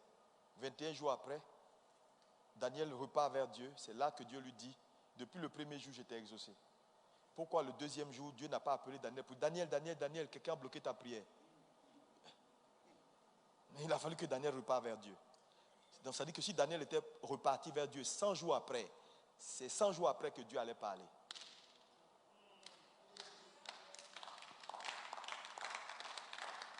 Pourtant, donc ça veut dire qu'il y a des choses qui vont t'arriver. Tant que tu ne poses pas de questions, Dieu ne répond pas. Il faut sortir de cette mentalité d'homme de Dieu qui, oui, c'est Dieu, tout est Dieu, ouais, c'est Dieu. Je t'ai dit, prie et crois comme si tout dépendait de Dieu. Mais agis et travaille comme si tout dépendait de toi. Que Dieu vous bénisse. Est-ce qu'on peut acclamer le Seigneur? Alléluia. Je vais vous présenter rapidement les livres et nous allons faire la place au... Ok. Le pasteur Silas est venu avec des bouquins importants que je vous conseille tous d'avoir. On va voir, si vous voulez tout le paquet, vous serez bénis et c'est des ouvrages importants pour vos ministères. Cette figure de femme, ça c'est très important. Pour maman pasteur, tout ça c'est très important. Hein. Honorer pour être honoré. Les montants sont là également. Ton mariage, ta destinée. Ça c'est un livret. Ton mariage, ta destinée. Ça veut dire que tu te trompes. Tu es dans le décor. Parce que le mariage est vraiment important. Et il y a celui-là sur la double portion. La double portion. L'héritage des pères aux fils. Je pense que tu dois l'avoir. C'est un bon livre. Amen. Donc, c'est tous les livres qui sont là. Vous allez aller à notre table de publication dehors. Quand on finit, vous prenez les livres. Si vous voulez l'ensemble du paquet, on va voir combien au tout ça va revenir, le tout. Je vois ici ton mariage, ta destinée. Je vois 3 000 francs. Honoré pour être honoré. Je vois 4 000. Les 7 figures, je vois 6 000. C'est ça? Et le livre sur la double portion. Non, le livre sur la double portion, 12 000 francs CFA. Voilà, le plus gros. Donc, je vous aime. Mon livre, il est sorti, mais comme j'ai dit, vous savez, moi, j'aime pas tout ce qui est médiocre. Même à une limite moindre. Voilà, il est là.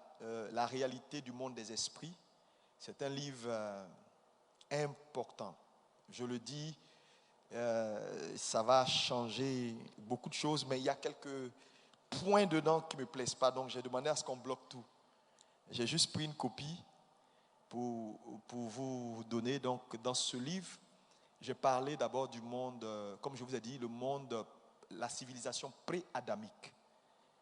J'ai parlé de l'importance du monde des esprits, l'interaction avec le monde des esprits, la démographie et du monde visible et invisible, le pouvoir de la substitution ou de la rançon. J'ai parlé également du discernement spirituel, de 7 façons d'entendre Dieu. J'ai parlé à l'accès à la voix de Dieu, Parce que c'est pas tout le monde. Vous savez, la voix de Dieu n'est pas quelque chose qui est dans tous les marchés où on peut prendre. Non. Il faut avoir accès. On a accès à la voix de Dieu. Donc, là, tu peux comprendre que ce n'est pas tout le monde qui a accès à la voix. Sinon, tout le monde l'aurait pris partout dans le marché. Et je parlais également du combat des voix. Je parlais du mystère, du retard. Je parlais des blocus. Je parlais des fondements. Je parlais de secret d'une vie réussie, les hôtels. Je parlais de beaucoup de choses. Et ça, c'est le tome 1, puisque on n'a pas fini. Le tome 2 va parler de tout ce qui est monde souterrain, tout ce qui touche au mystère du mal, du séjour des morts, on va en parler. Voilà, Dieu m'a beaucoup parlé sur le monde des esprits. Et donc, malheureusement, je devais faire la dédicace, mais on n'a pas pu je veux rectifier. Donc, on va envoyer le volume au Canada. Vous savez, mes livres, je les imprime jamais en Afrique parce que il y a toujours les Africains, il y a toujours quelque chose. Tu vois, la mise en page est coupée. Si tu vois, tu vas aimer, c'est bien, mais moi, ça ne me plaît pas. Donc, puisque les livres vont partout dans le monde entier, tu ne sais pas où tes livres vont se retrouver. Tu ne peux pas prendre l'engagement de balancer quelque chose qui n'a pas un standard international. Donc, voilà un tout petit peu. Donc, mes anciens livres, vous pouvez les avoir sur le réussir sa vie, sur la faveur des pères. À la table d'application, vous pouvez avoir commencé et bien fini. Vous pouvez avoir également le livre sur, il y a quel livre encore là? Sur devenir la meilleure version de soi-même. Vous pouvez avoir le livre sur, voilà, les vérités sur les prières non exaucées. Et puis quoi encore? Voilà, les hommes de la race de Dieu, le transfert de l'iniquité. Voilà. J'ai au moins une dizaine de publications là-bas. Vous pouvez les avoir. Et je vous conseille vraiment également d'avoir les livres du pasteur Silas parce que c'est un très bon enseignant, c'est un docteur et je veux vraiment bénir Dieu pour lui et son épouse qui ont fait le plaisir de nous visiter. Et vous savez, voilà, moi je suis content de les voir et je pense que c'est le début d'une très bonne collaboration pour que nous puissions faire avancer les affaires du royaume et ce sera le plus important.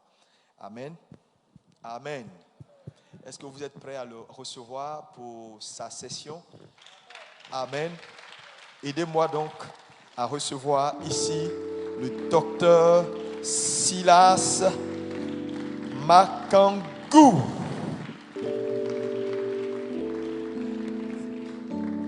Dieu te bénisse.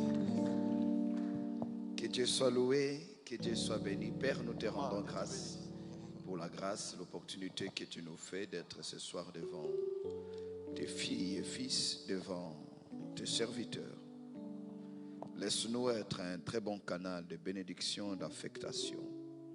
Illumine l'intelligence de nos cœurs. Ouvre nos esprits, afin que nous puissions saisir au-delà des mots, au-delà de la rhétorique, et que nous puissions percevoir le mouvement de ton esprit. Au nom de Jésus.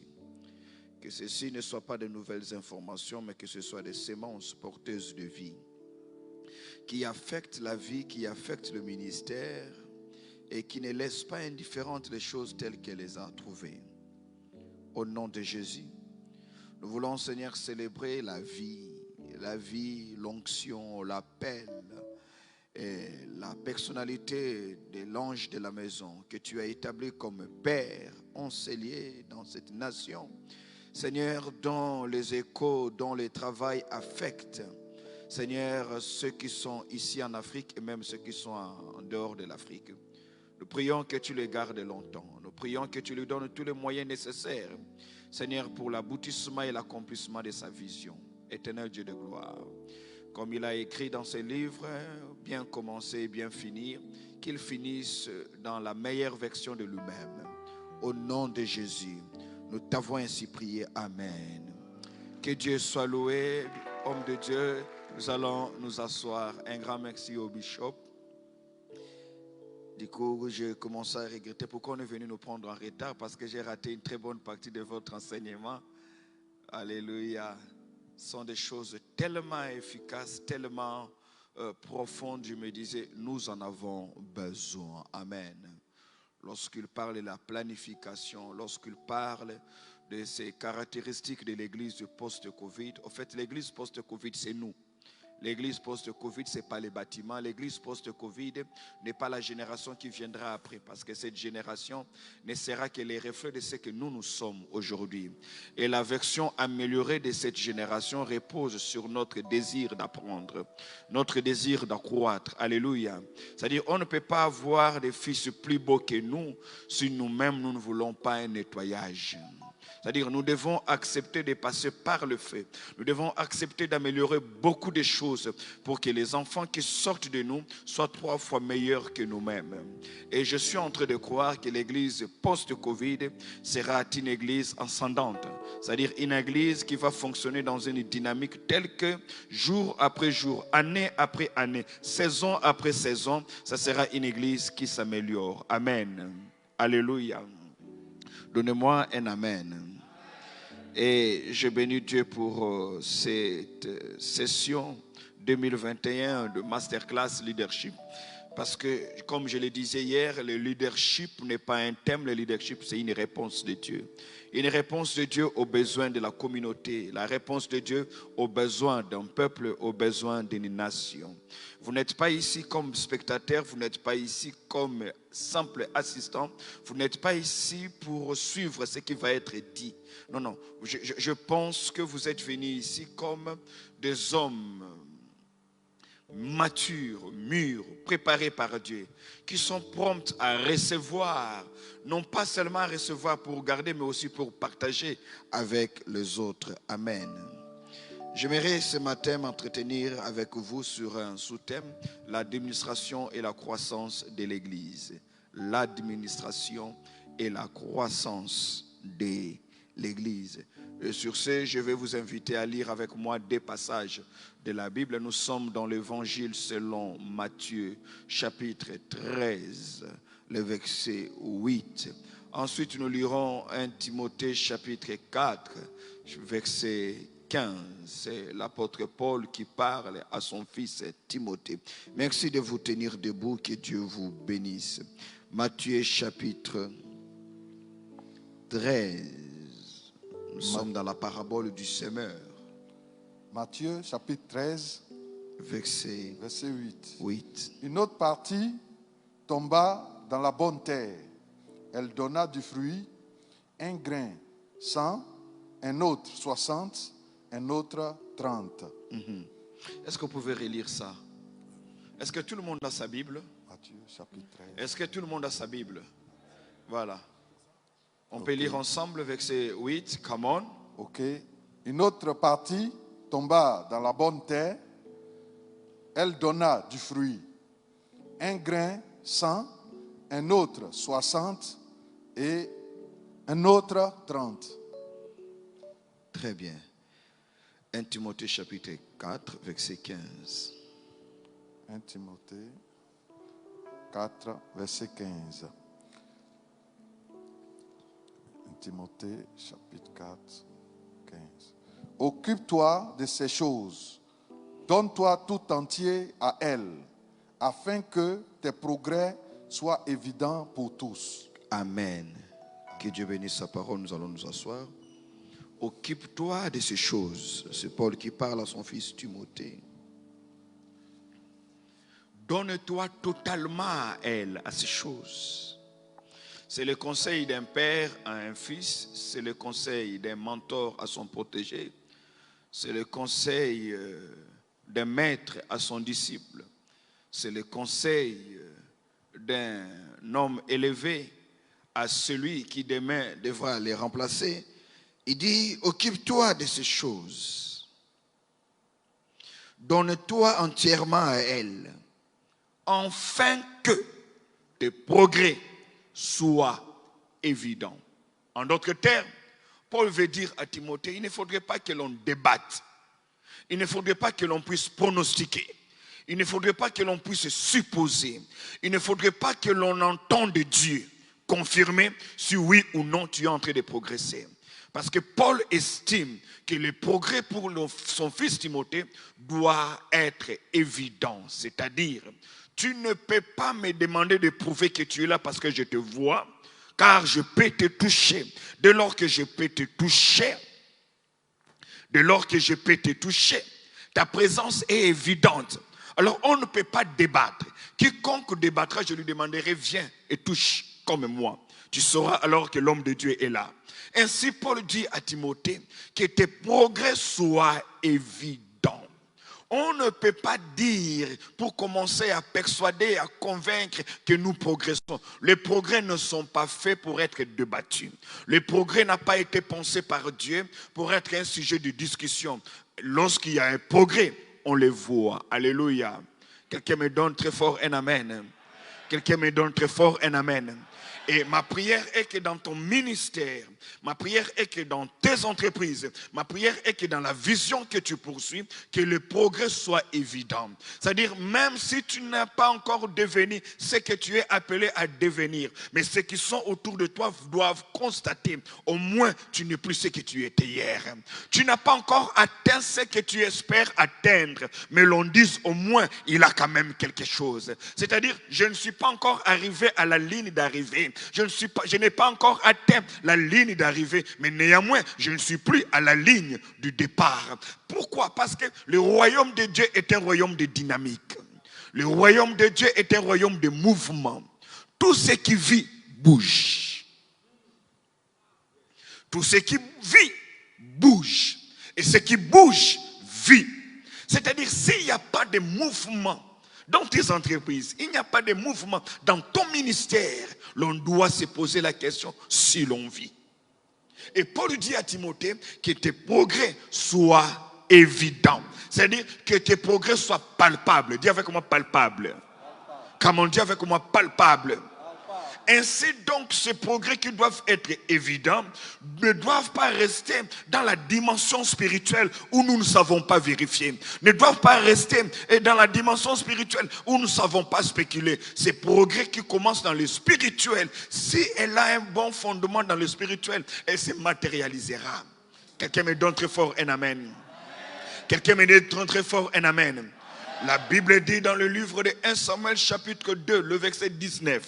La Bible dit chaque année, Anne, la mère de Samuel, venait dans le temple à Silo. Chaque année, elle venait dans le temple à Silo et apportait à son fils une robe nouvelle. Pourquoi elle apportait une robe nouvelle? Pas parce qu'elle avait une abondance de robes. Pourquoi elle apportait une robe nouvelle à son fils Samuel? Pas parce que Samuel le voulait comme ça. Elle apportait une robe nouvelle à son fils Samuel parce qu'elle savait que Samuel grandit tellement que la robe de l'année passée ne lui ira pas. Il faudrait lui changer de robe car l'enfant est dans une croissance dynamique. Lorsque les progrès sont évidents dans ton ministère, même les offrandes que les gens apportent dans ton ministère varient. Parce qu'en réalité, Dieu ne laissera pas qu'on te donne quelque chose qui va trop loin au-delà de ce que tu es. Tu ne peux pas voir ton panier d'offrandes croître si toi-même tu ne crois pas. Il y a un temps où on te donne, en réalité, les offrandes qu'on te donne dans le ministère sont proportionnelles à ce que tu deviens. Les gens ne te donnent pas parce qu'ils ont, ils te donnent parce que tu es. Les mages ne donnent pas à Jésus des richesses parce qu'ils les ont. Ils donnent à Jésus les richesses qui correspondent à sa nature et à sa vocation. Toutes les richesses qu'ils ont données à Jésus, lorsqu'ils ont ouvert leur sac, ils leur ont offert de l'or, du myrrhe, de l'encens. Tout ceci était lié à la nature, à l'identité et à la vocation. En d'autres termes, la seule manière pour moi d'accroître mes revenus dans le ministère, c'est d'accroître mes capacités dans le ministère. Les jours où tu comprends cela, tu cesses de manipuler les gens. Les jours où tu comprends cela, tu cesses d'organiser des problèmes sans vie, sans substance, juste pour que les gens donnent. Parce que tu ne peux pas accroître ton ministère rien que par des déclarations et que les gens viennent donner. Pourquoi? Les gens, écoutez, toi tu peux refuser de grandir, mais ces gens-là peuvent grandir. Il n'y a pas un drame aussi dangereux qui arrive dans les ministères d'un homme quand le fidèle se rend compte que tu nous as trompés longtemps. Suis-je en train de parler à quelqu'un? Dis avec moi, progrès palpable. Dis avec moi, progrès palpable. Anne donne chaque année une nouvelle robe. C'est-à-dire, il faudrait qu'on te donne une nouvelle robe chaque année. Pourquoi? Parce que la robe de l'année passée, qui t'est parvenue jusqu'aux chevilles, maintenant elle s'arrête au niveau des genoux. La robe ne diminue pas. Toi, tu grandis.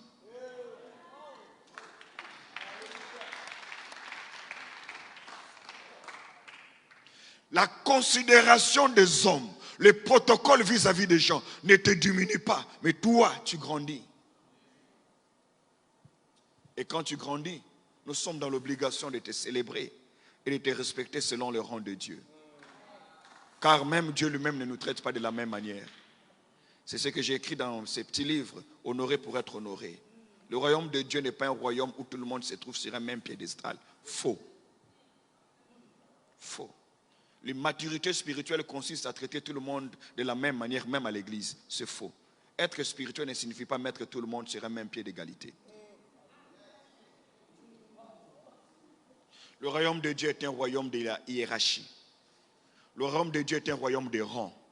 Le royaume de Dieu est un royaume de protocole, protos, ordre. Car Dieu est un Dieu d'ordre. Je ne peux pas prendre le micro, commencer mon enseignement sans célébrer celui qui est ici. Je ne parle pas de Dieu, je parle de son serviteur. C'est le protocole. Je disais c'est le protocole.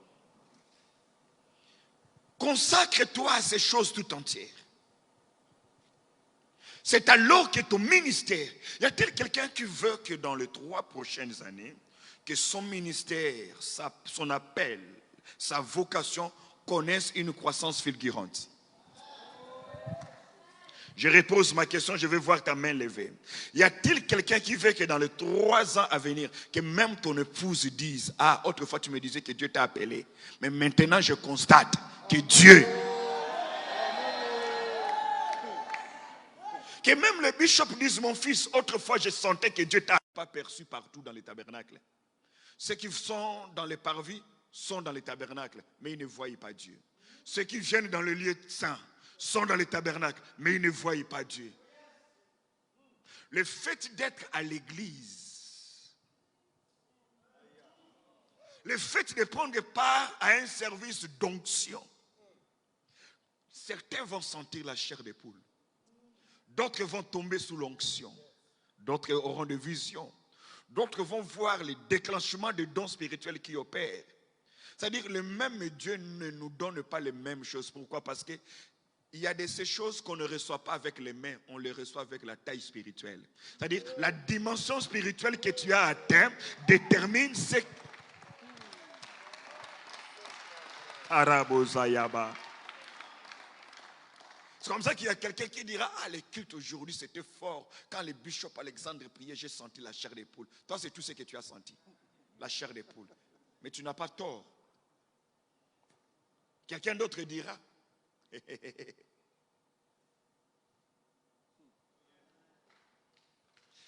si jamais il y a cette femme qui souffre de la perte du sang, elle ne dira pas que j'ai senti la chair des poules.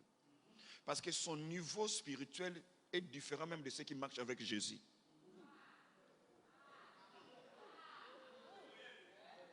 Elle n'est pas née avec. Elle a passé toute sa vie, 12 ans en train de pleurer. La Bible dit, ayant entendu parler de Jésus. Moi, je ne célèbre pas cette femme. Hein. D'ailleurs, je ne connais pas son nom. Mais je regrette de ne pas connaître le nom de la personne qui lui a parlé de Jésus. Parce que c'est lui le véritable acteur. Ayant entendu parler de Jésus. C'est-à-dire, cet homme lui a parlé de Jésus à telle enseigne qu'il lui a dit, Jésus là, tu n'as pas besoin qu'il impose la main. C'est ceux qui vont chercher l'imposition des mains, le connaissent à moitié. Il dit, tu vois ce Jésus là, même Pierre ne le connaît pas. Je suis sûr, je soupçonne.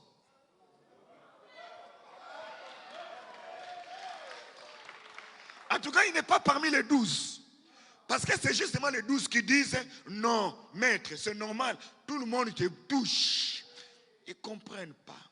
Et la bêtise que nous commettons, nous posons des questions spirituelles à des gens qui sont charnels. Et ils nous donnent des explications scientifiques.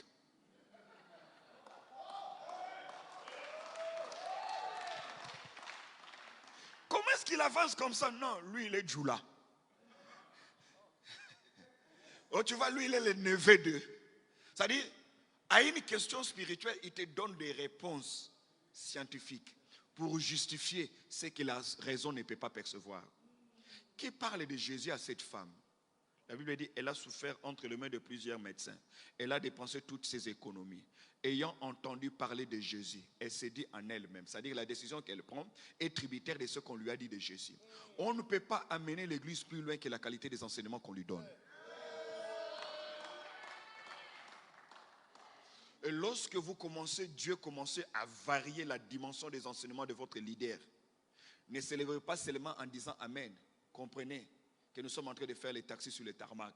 Bientôt, nous allons décoller. Pourquoi? Parce qu'on ne peut pas aller plus loin que la qualité des choses qu'on a entendues. Cette femme s'est dit en elle-même, si je touche seulement le pan de sa robe. Écoutez, avant ça, jamais quelqu'un n'a été guéri par la robe de Jésus.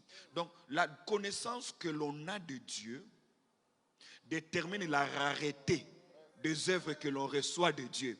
Il y a un Dieu populaire, il y a un Dieu singulier. Il y a un Dieu de tout le monde, il y a un Dieu personnel. Si tu connais de Dieu ce que je ne connais pas, tu auras de lui ce que je n'ai pas.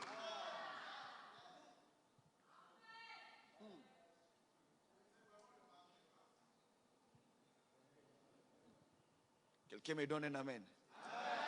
Quelqu'un me donne un amen. C'est-à-dire la croissance est une réalité dans le royaume de Dieu. Dieu est éternel, il ne change pas. Mais sa révélation est progressive. Dieu est éternel, il ne change pas. Mais il se révèle à toi progressivement. Quelqu'un me donne un amen. Ma prière est que Dieu t'amène ministériellement à une dimension où tu n'appelles plus sorcier ce que les autres appellent sorcier. Tu n'appelles plus mystique ce que les autres appellent mystique. Quand les gens te disent, ah, celui-là, il est très fort avancé dans les mystiques, tu dis, c'est un bébé. Tu vois, tu as peur de dire amen. Donne-moi un bon amen.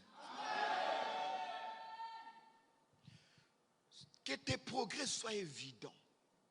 Mais les progrès ne peuvent pas devenir évidents en externe si ils n'ont pas été enracinés en interne. Pourquoi? Parce que la croissance véritable est d'abord spirituelle avant d'être matérielle. J'ai hâte, j'ai envie de dire au bishop, moi je vais lire ce livre-là comme ça, tel qu'il est. Alléluia. Matthieu chapitre 13, nous l'avons lu, verset 8. La Bible dit, et une autre partie de la sémence tomba sur la bonne terre. Dis avec moi la bonne terre. Dis, fais ça. Sémence, bonne terre, résultat.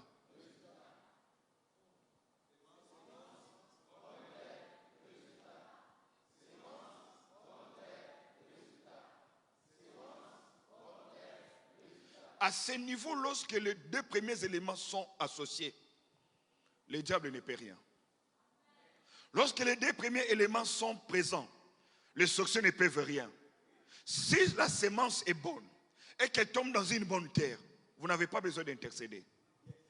L'union entre la sémence et la bonne terre engendre les résultats.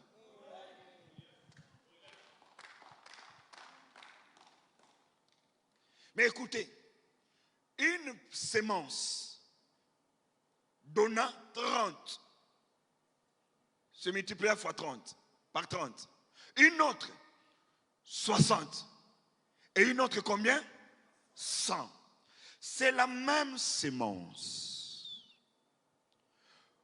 La même qualité de sol. Mais trois résultats différents. Ce qui me plaît, c'est que dans la bonne terre, aucune semence ne meurt pour disparaître. Pourquoi? Parce qu'ici, tout grandit. Et c'est ça le principe dans le royaume de Dieu. Chaque semence est appelée à produire. Nous n'aurons pas les mêmes résultats, mais il n'y aura pas de stérile. Je dis, nous n'aurons pas les mêmes résultats, mais il n'y aura pas de ministère stérile. Nous n'aurons pas les mêmes résultats. Mais aucune prédication ne restera stérile. Je déclare au nom de Jésus, que tu sois homme ou femme, je déclare que la terre sur laquelle Dieu t'a placé, elle est bonne. Je dis que la terre sur laquelle Dieu t'a placé, elle est bonne. La terre de la Côte d'Ivoire est bonne pour toi. La terre de la Côte d'Ivoire, elle est bonne pour toi. La terre africaine, elle est bonne pour toi. Tu donneras le fruit. Je disais, tu donneras le fruit. Même quand tu ne donneras pas 100, tu donneras 30. Même pour celui qui ne donnera pas 60, il donnera 100. Celui qui ne donnera pas 100, donnera au moins 30. Mais il est strictement interdit à un ministère de mourir sans résultat. Il est strictement interdit à un ministère de ne mourir qu'avec le titre. Il est strictement interdit à un ministère de ne mourir qu'avec une colle pastorale. Il est strictement interdit de mourir.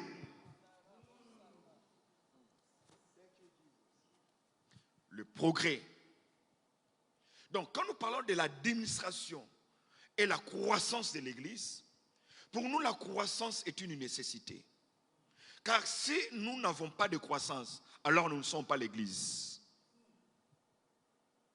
Sans croissance, nous ne sommes pas l'Église. Quelqu'un me donne un amen. L'administration et la croissance de l'Église. Administrare, du latin administrare. Administrare signifie trois choses. Premièrement, administrare signifie gérer. Gérer dans le sens de gouverner. De veiller à ce que tout soit en place. De veiller à ce que tout soit à sa place pour un meilleur fonctionnement ou un fonctionnement maximal. C'est ce que signifie administrare, administrer.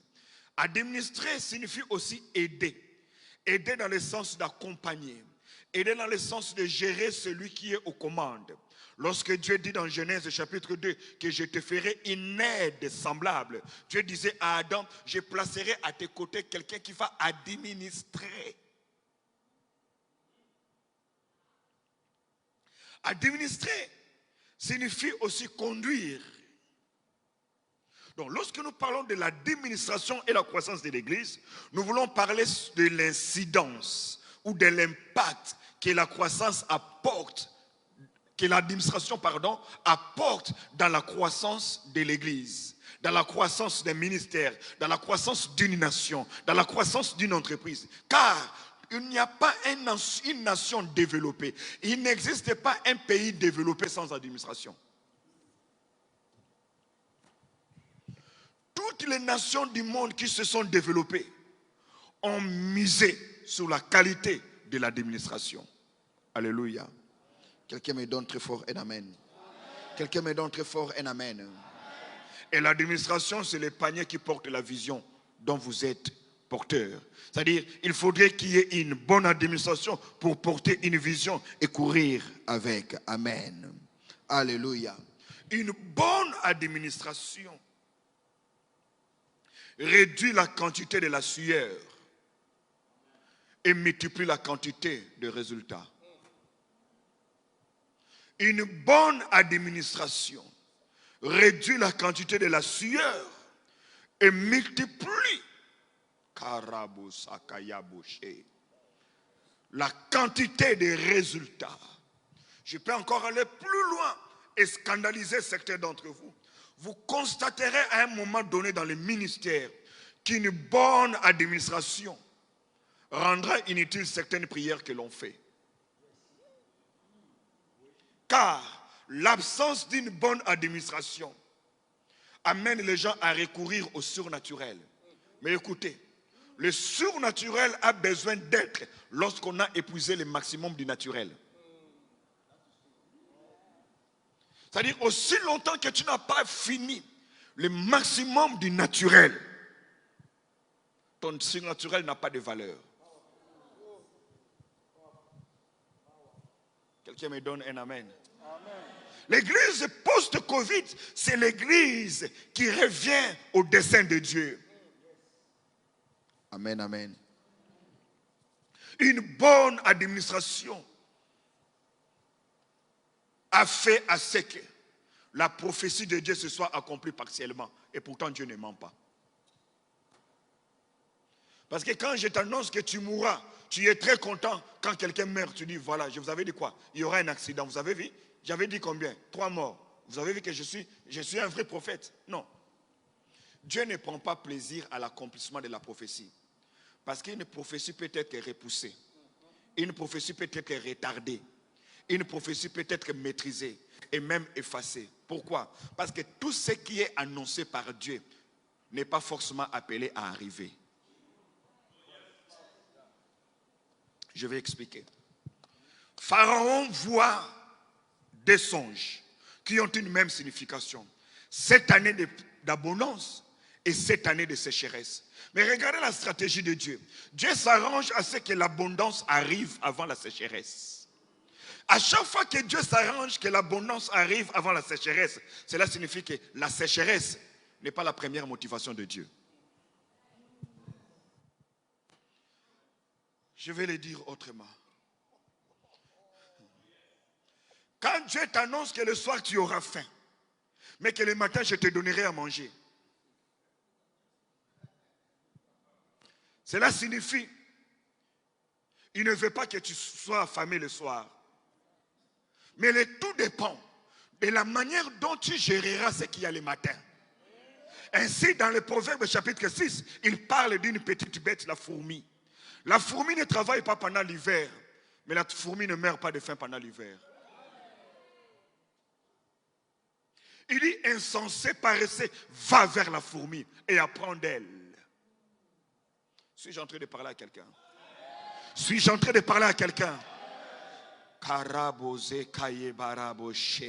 Dis-moi, docteur, avance. Pasteur, est-ce que tu peux me dire, docteur, avance? Cette année de sécheresse, cette année de prospérité, mais cette année de prospérité de vaches grasses viennent avant. Pharaon n'a pas peur de cette année de grâce, de vaches grasses. Il a peur des vaches maigres. Et il pose la question à Joseph. Que faut-il faire? Écoutez, Pharaon n'est pas impressionné par l'interprétation. Voilà pourquoi il avait d'abord appelé ses sorciers à lui pour l'interpréter. Ces magiciens. Parce que Pharaon savait que ces magiciens pouvaient aussi interpréter. Mais ce qui donne à Joseph la place dans l'Égypte, ce n'est pas l'interprétation du rêve, c'est l'application de la solution. Et l'église, le rêve qui... Oh mon Dieu! L'église post-Covid n'est pas l'église qui annonce la calamité dans la nation et qui croise les bras avec que la calamité arrive pour que l'on dise oui, en Côte d'Ivoire, il y a des pasteurs. Non, parce que les pharaons de notre génération, nos dirigeants politiques, nos dirigeants politico-administratifs ne sont pas impressionnés par le nombre d'heures que nous prenons dans la prière ou encore quand nous tremblons en priant en langue. Ils sont impressionnés par la qualité des solutions que nous leur proposons face aux problèmes qui sont des recettes récurrents. Quelqu'un peut me donner un amen? Quelqu'un peut me donner un amen? Quelqu'un peut me donner un amen? Pharaon ne donne pas le pouvoir à Joseph parce qu'il a compris les rêves. Pharaon pose plutôt la question, que devons-nous faire? Et Joseph dit, voilà, on enlèvera les 1/5. On enlèvera les 1/5 de la récolte, on le mettra à côté. Il dit que Pharaon trouve un homme. Que Pharaon trouve un. Que Pharaon trouve un. Regardez, qui donne le rêve à Pharaon? C'est Dieu. Qui donne le rêve à Pharaon? C'est Dieu. Joseph dit, pour les rêves que Pharaon a trouvé la solution, c'est que Pharaon trouve un homme, non pas trouve Dieu. Le problème, c'est que nous, à l'église aujourd'hui, ça je n'ai pas honte de le dire, nous n'avons que Dieu, nous n'avons pas que les hommes.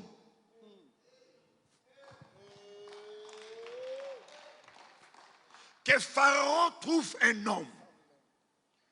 Le rêve que Dieu a donné, pour cela, Pharaon a besoin d'un homme. C'est ça. Mais écoutez, quand Joseph dit ça à Pharaon, Pharaon dit, où trouverions-nous un homme rempli de l'Esprit de Dieu? Joseph n'a pas dit rempli de l'Esprit de Dieu. Mais Pharaon lui-même constate que pour ça, il ne faut pas n'importe quel homme.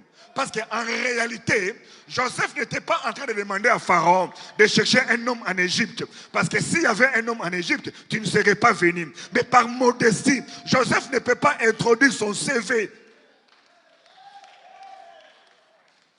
Il dit que Pharaon trouve un homme. Et écoutez Pharaon, où trouverions-nous un homme ayant en lui l'esprit de Dieu? It's you. C'est toi. C'est toi. C'est toi. La faiblesse de l'église d'avant, c'est que nous n'avons eu que des temples. Nous n'avons eu que des titres. L'église post-Covid, Dieu ne doit pas seulement avoir des temples. Dieu doit aussi avoir des hommes. Des hommes qui proposeront des réformes judiciaires pour que la justice élève réellement nos nations. Si tu dis très fort Amen, que Dieu trouve cet homme-là à tes côtés.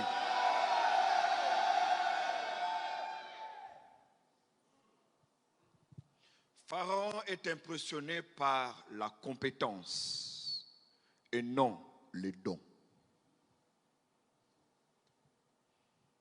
C'est comme ça que vous allez vous rendre compte.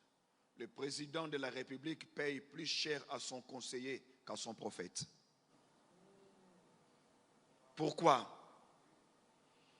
Le président ne se gêne pas s'il n'a pas envoyé une offrande. Mais il se gêne de ne pas avoir payé celui qui le conseille.